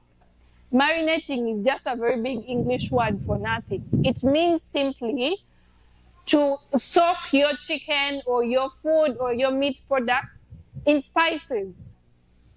I think, how many of us have ever roasted chicken? Roasting chicken, I think I am alone in this room. There's no one I'm talking to. Oh, there are 2 people. I have 2 people in the room. Okay, I'm going to talk to the 2 people. They're enough for me to continue. Now, when we have our chicken and you put in spices, that you leaving the spices in the chicken is what we call marinating your chicken. So now you go ahead to put in spices. You say, okay, I'm selling chicken for you, what you call ready to cook. Ready to cook chicken. It's flavored, it's convenient. I add some more money. Now the chicken that was 20,000 is at 35,000. Now I go ahead and cook the entire chicken, or what we call ready to eat chicken, and you can then even sell that same chicken at 40,000. So you see how we have moved through. That a person who has a live bird is going to get little money, but if you innovate along the way, you are going to get more money as you go by. And so these are just examples of different chicken products that are available. And so what are some of the value-added products that you can get? One of them we've already mentioned, marinated chicken. You can have ready-to-cook fish packs. You can have sausages and what we call burgers. Our colleague, Miss Gloria from Uri, we are so happy that whenever we go to Uri, we are able to make sausages from there. You can have what we call chicken snacks, fish fingers and nuggets. You can smoke your fish. You can have samosas, pies, rolls, and others. You can have sauces and gravies, and a special something called spices and marinades. And these are some of the examples of what they look like. That is marinated chicken. These are chicken snacks and kebabs. In the middle here, we have what you call chicken nuggets. On the other side, there are sausages, and those sausages can be fish sausages. And a burger as well. Then here we have our samosas, pies, rolls, then different sauces and gravies that we can use. So the same thing can be made into different products as you go along. That's what we mean by innovation. So when we are talking about innovation, think about this. So that you don't have to be the one who eats chicken the same way.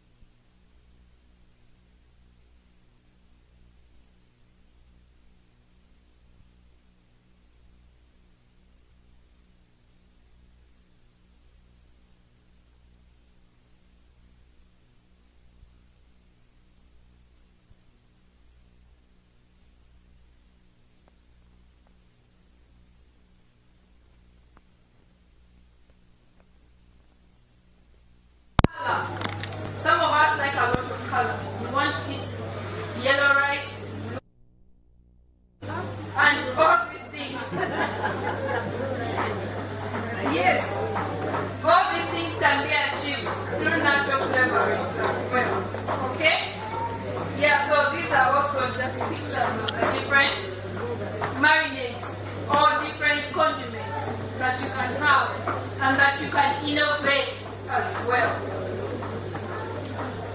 Alright, another way in which, still talking about innovation, we want to encourage what we call zero waste. If it is a chicken, can we sell all parts and everything that comes with the chicken? If it is a pig, where can I sell the toe of the pig or the head of the pig? And you don't throw away anything, okay? Zero waste. Are we together? We want you to go away with this thing of, okay, if something is wasteful, or if I consider it waste, how can I turn it into wealth? So we want you to go from waste to wealth. How can I do that? There are some, you've seen some, even in our own culture. There are feathers. I don't know if feathers are part of also our dressing. Not so. We put feathers in our hats as a fascinator or to make you look more beautiful. I think we've seen people using feathers to write, ink.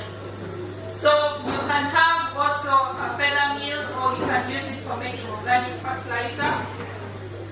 Don't throw away the blood. There are people who eat blood meal, but also it's a high protein feed. You can feed it elsewhere. The offals, the internal organs of the different white meats that we have. Don't throw away. It can be pet food and ingredients for making feeds as well. Bones. Do not throw away the bones of the chicken. They are very, very high in what we call collagen. There's something called collagen. Collagen, your nails are also made, they're made from that. Your hair and some other proteins called keratin, they all come from there as well. So instead of throwing away the bones, you can use it. Boil the bones to make what we call, in cooking we call it broth. You boil your bones with just a little salt, and then you can throw away the bones and use that sauce or that broth to now cook the other meal. It will be tastier. Instead of you boil your chicken and all the niceness now dries up and you don't have any bones to go back on. Skin and fat, the skin of the pig, the skin of the chicken. There are snacks that are made especially in countries like Korea. Most Asian countries are very high consumers of pork. They do not throw away anything. So they found a way of packaging the pig skin, the fat, not the skin, the fat itself, into small parts that you can eat. The way you eat that is they cut them nicely and package them and you eat them as a snack as you go along the way. The fat that comes from pigs.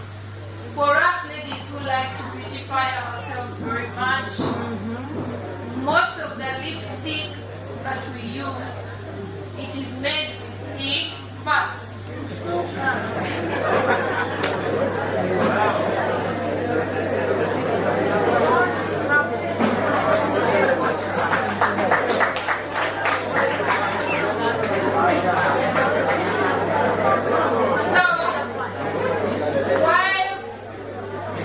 It's important knowledge, not yeah, we should know these things. So while you know you're having your red, nice lips, you should know that the shininess that comes from it comes from pig fat. Together, even our bags, for some of us, the bags that we have, there is what we call pig leather. It's very important. Yes? Even our shoes, you can make. So, zero waste, we do not want to throw away anything from it. For example, when we are talking about eggs, yes, we are talking about waste products, not so? How many of us here know Rolex? We've ever eaten, not the watch, but the Ugandan Rolex. We know Rolex, right? Now when you are a business person and you have made your Rolex, most times we throw away the eggshell, not so? What are you going to use the eggshell? We just throw it away. But did you know that your house can be made with very beautiful tiles that are made from eggshells. Now, if we do not know, luckily for us here, we like to preach this gospel zero waste or waste to wealth.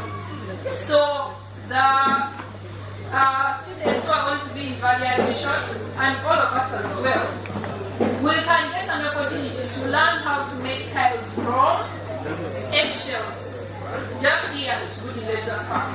And so if you take interest, you now go back home and you can beautify your house. You go, and the moment those people, you can go and collect the eggshells the first time and they will not bother you. When they find out that you're making tiles from eggshells, they're now going to start selling eggshells. A person will see an opportunity and say, now, if you want eggshells, come to me. I can sell it to you at a cheap price. So do not waste anything. Sell everything. As we are getting to the end of our story today, this is a story that I would love for you to continue telling when after here. Today's customer, what is our customer looking for? We are very picky as customers. Any human being, when they give you their money, the moment it leaves their pockets, most of them want to be treated like kings. And yes, there is a saying that customer is king, right? When I come to you to buy a Rolex of 2,000, I want to see that you as the person, did you brush your teeth? You who is making for me the Rolex. Let me look at where is that cloth that you're using? Where are you putting the tomatoes? Why is my chapati shaped like that? So we as customers, we want value for our money. So what are we looking for? I want something that is tasty. I want to eat food. When I give you my money, 10,000 or 1 million shillings, it should be tasty. I want something that is well packaged. When I have my Rolex that is in a Cavera, and then another one in what you call aluminium foil or a silver pack, or another person who found a way of, for example, this is what we are talking about when we say package. When you have your Rolex given to you in a paper bag, and another person has it in a white Cavera, this person will feel like you have given them more value for their money. Are we together? Yeah. And I even have the right and opportunity to charge you more because I have branded my items and it is safe and you're going to look nice while you're swinging. That opportunity is not there for the person with the Cavera. So packaging in there is also good. I want something that is affordable, that is convenient. Now we order for our food on the phone. You don't have to go to the shop. So how are you making sure that your chicken can get to me in ways that are comfortable to me? Your fish can get to me without me coming to your shop. Are we following? Be consistent. When I come to you in your restaurant, you're giving me 3 pieces of meat. I'm the first time customer. I now say, there is a restaurant there in Serena. They give 3 pieces of chicken for 4,000. Now I go and mobilize, I go and call my friends, family, and in-laws. I tell them I have found a restaurant. The day I bring them to your restaurant, now you're serving 1 piece. And yet I have already spread the gospel of there is a place where they give us very nice chicken and a lot. Because for some of us, we look at quantity as quality. So as long as it's a lot, that's also part of quality as well. So be consistent. If you're using tomatoes, onions, carrots, next time when I come to your store, let me not find only onions. Are we together? If you make me very comfortable the first time I come, and you're very nice, you even come and greet me, how are you, madam? Where do you want to sit? Now the next time I come to your restaurant, you say, what do you want? We don't have, what has happened? So be consistent. We are looking for things that are easy to prepare. Like I told you, we are too busy. Everybody is too busy. You try to get someone, I'm busy. I don't know what we're doing, but we are all busy. So we want things that are easy to prepare. Like I told you, if there was somebody who could come up with chicken that can get ready in 5 minutes, that is the one that we are going to. We want things that do not make our lives hard. You should be trusted and branded. Trusted and what? Branded. If I am having a stomach problem because I bought chicken from your restaurant, I should be able to call and say, okay, Gudie Leisure Farm, I can call them, I can trust them to be able to do what? To provide me with meals that are consistent. There is a very good example of a restaurant that is very well known here in Kampala, that a person decided to accuse the restaurant that they found a rat in their food, a rat parts in their food. And the company did not have to defend itself. The customers or the people who used to go there frequently were defending it and saying there is no way those people can have rat feathers, rat skin or meat in your food. You are lying. And the company came later after doing a lot of investigation to see. And it turned out, yes, the lady was lying. She was saying it because this is a big brand. If you accuse Coca-Cola, you accuse MTN of doing something, you know that they have created their brand for a long time. They want to save their name. So you can come behind me and say, if you don't want me to continue talking, you give me some money, I'll keep quiet. So you should build your brand and make sure that it's something that is trusted and branded so that we know that, oh, the lady who was talking, or the youth, she was intubated from Gudie Leisure Farm. And vice versa. It could be that you're representing the brand in a negative way. We can still follow you up. Are we together? So we want things that are like that. But while you're talking about innovation and all these things, make sure that before branding, packaging or marketing, make sure that the product that you're going to sell to us is safe. These are basic things that we should do. Have a clean preparation surface.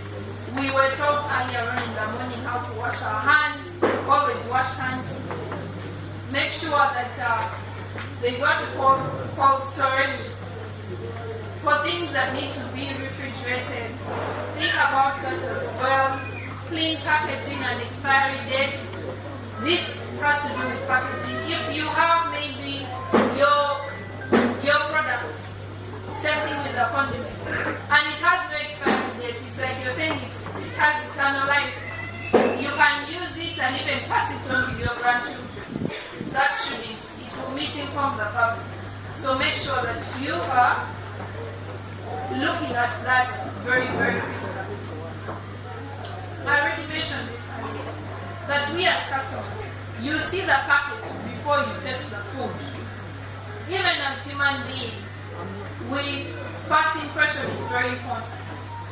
You can try to come and tell me, oh, by the way, I cook very nice food, I am the best chef in town, but the person looks at you the way your hair is, your attire, and they are not sure whether they can trust you to be the best chef.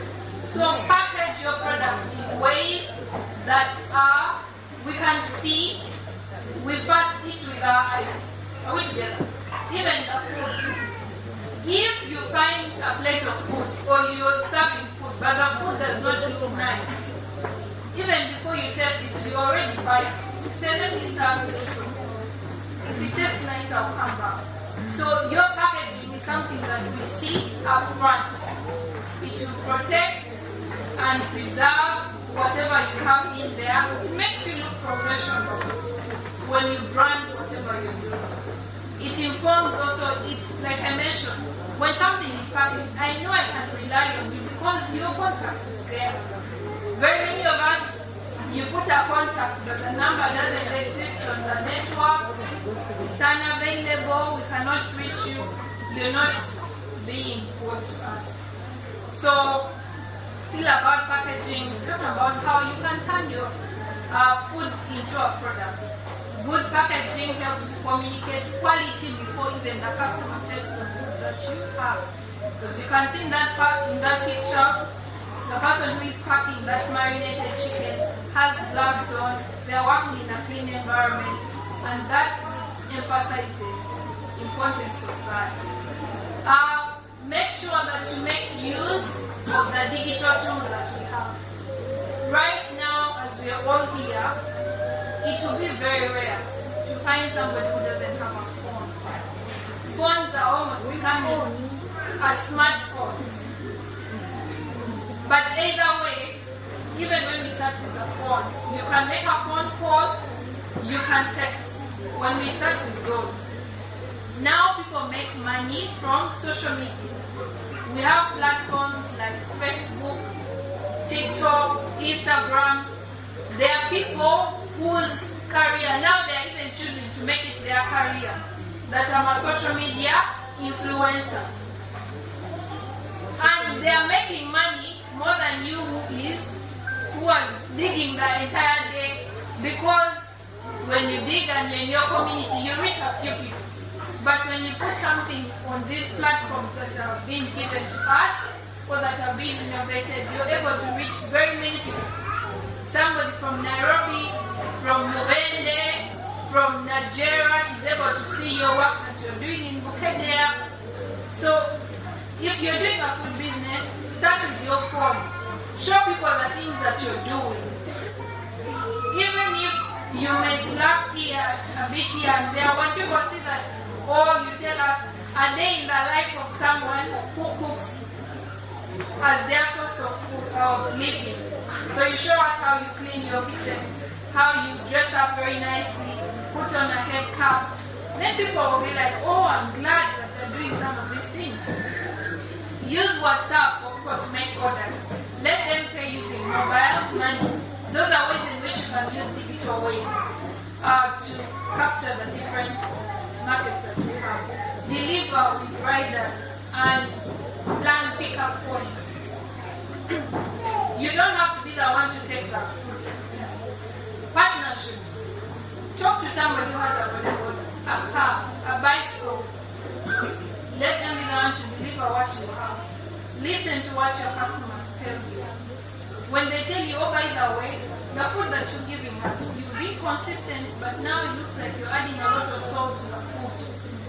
Then use that feedback to make a better product.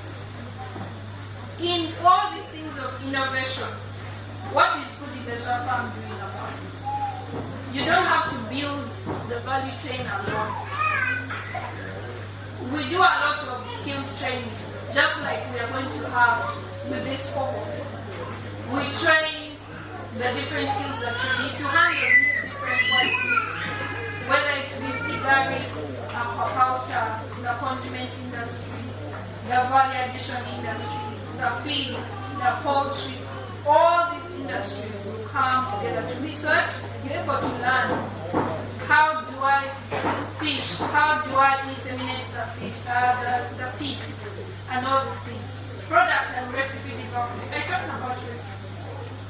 What are those new things that you can add? Is it that when I'm cooking my food, if I added a little bit of honey, will it taste different? If I decided that now I'm going to cook with banana leaves, will it taste different? If I just smoked the fish, will it taste different? So you can come up with new products even here. One of the things that makes it more interesting is that you can actually learn how to cook anywhere. Most of us think that our mothers are the best cooks. So we say, oh, my mother's food is the one that I'll eat. They cook very nice. She cooks very nice food. You can do a lot of the cooking, but if you don't know how to cost and price your food, then you'll be cooking very nice food, selling it to people, but you're not making money, and yet you want it to be a business. So we go through the process of business development, and do what we call a cost-benefit analysis and help you to know that, okay, when I'm counting, my business is not only the chicken, it is the briquette, it is the labor, it is the permit, and all these things, so that you know how to cost and price your products, how to package and label. I've already showed you some of the products that we have, and that the youth are able to learn how to run themselves. Food safety, very important. When you're cooking, how should the food handler look like? So, and also the different markets. You as a community, or the youth, the 120 young women who are here, you're not only going to be 120. There are already different cohorts that have gone before you that you can connect with and ask them, how did you do this? I have chicken. I need us to make sausages from them. Can we come together? So there are very many. There is an ecosystem of different drivers and things that can be done that you all find here at Gudie Leisure Farm.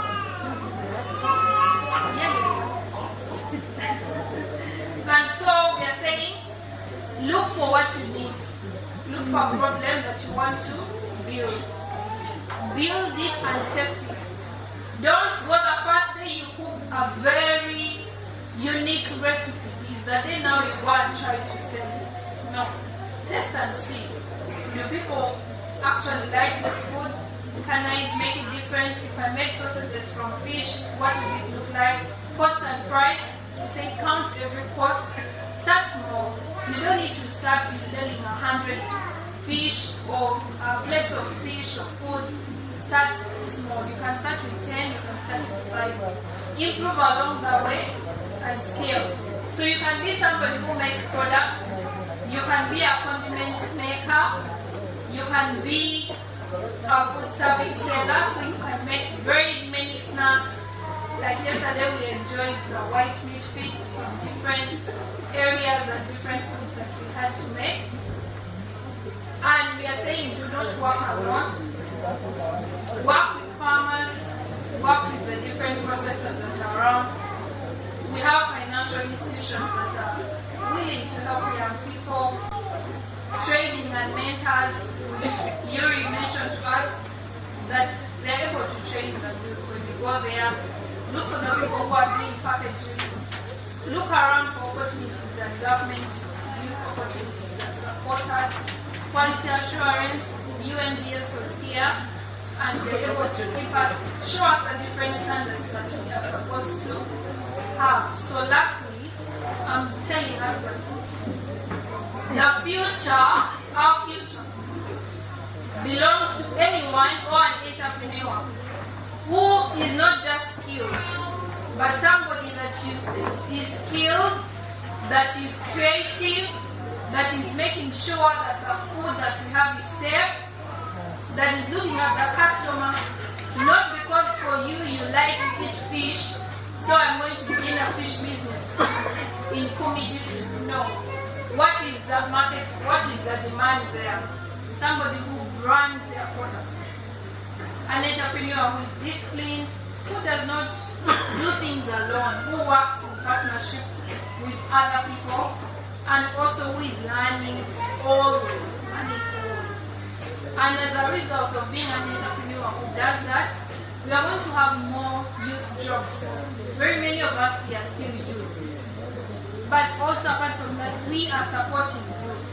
So we are still, like our managing director mentioned, that we are still driving that, okay, let's try to bring the women to the front.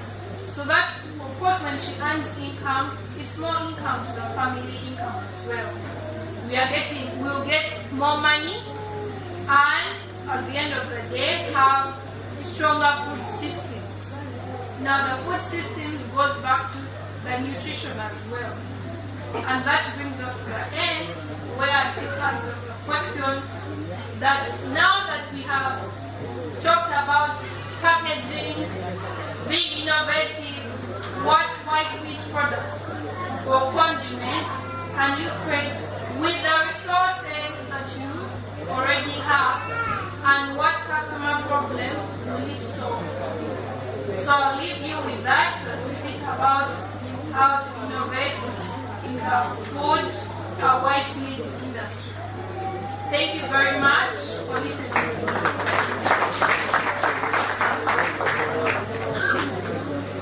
All right. So now I am.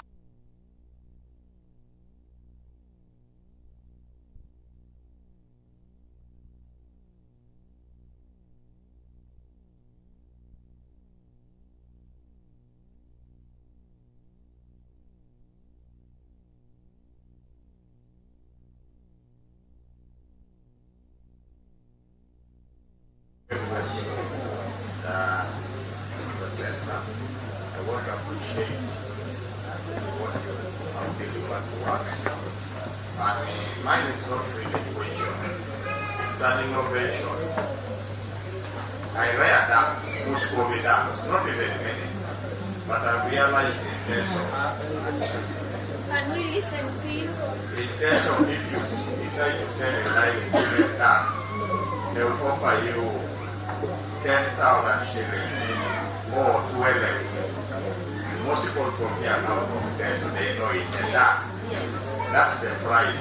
So I realized that challenge is planting the feathers. So I do plant the feathers and it catch the carcass and pack in a transparent camera and put a pic of some supermarket. So I pack one side with the thighs, then the other side with the ornament, the waist, and I ensure that it shows some eggs which are inside that ornament. If I pack, I also go organic. I pound it and smear it on the what? On the carcass. And surprisingly, right now as I speak, I sell each female duck, the carcass, at 25,000 shillings. My market, I travel to secondary schools to target the teachers, and I get orders from them. Some say want the ducks on Saturday, some say want the ducks on Friday. So that is what I deliver to them myself. The feathers, I roast the feathers by burning and people sprinkle some water to use as an ingredient in the formulation of catfish.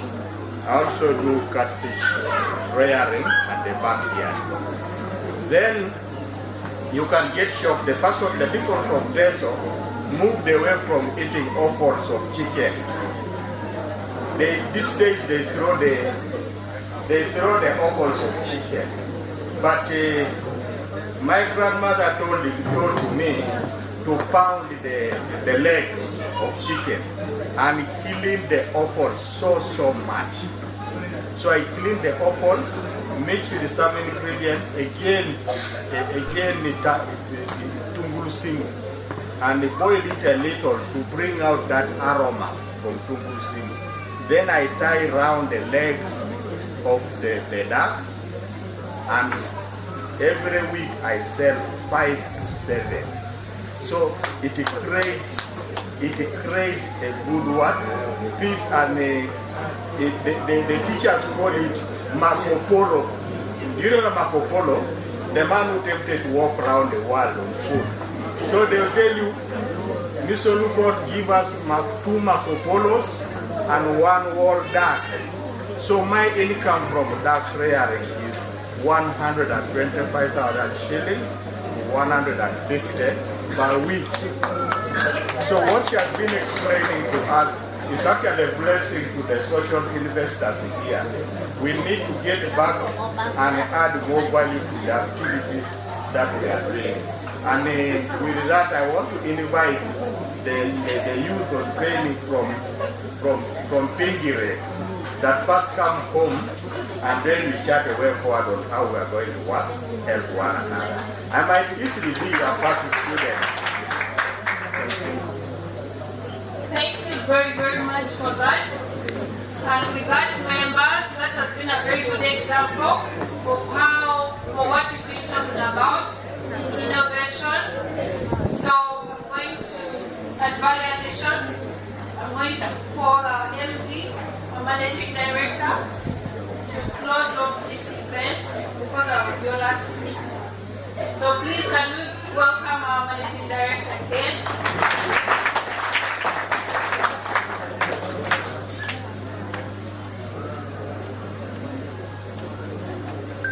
Thank you very much, our moderator. Thank you all for being a very nice audience. I have one more session. Can we have it now or later? Oh, I knew. So we are going for lunch, which looks like dinner based on the time, but it's okay. But I believe you won't mind if we appreciate our moderator for today for being a very wonderful moderator. On behalf of all the who understood what you were saying, who followed everything in this training, we want to appreciate you. For the sake of the camera, you invested in that dress. We want to thank you for being a very nice moderator, for enabling us to learn how we can enjoy our food and make money out of it. Thank you very much. Now, by show of hands, I want to see if there is anyone who learned something today. It's okay if you didn't learn. So we have only that number. Yes. What I have learned is that the people from other districts prefer to tell the people to speak on their behalf. Is that true? Yes. So those who put your hands up, after my session, after lunch, you will be receiving a t-shirt and a bag with Gudie Leisure Farm because it means you know what we do. I saw the ones who never put up their hands because she talked about branding. You don't want to call it something which you don't know.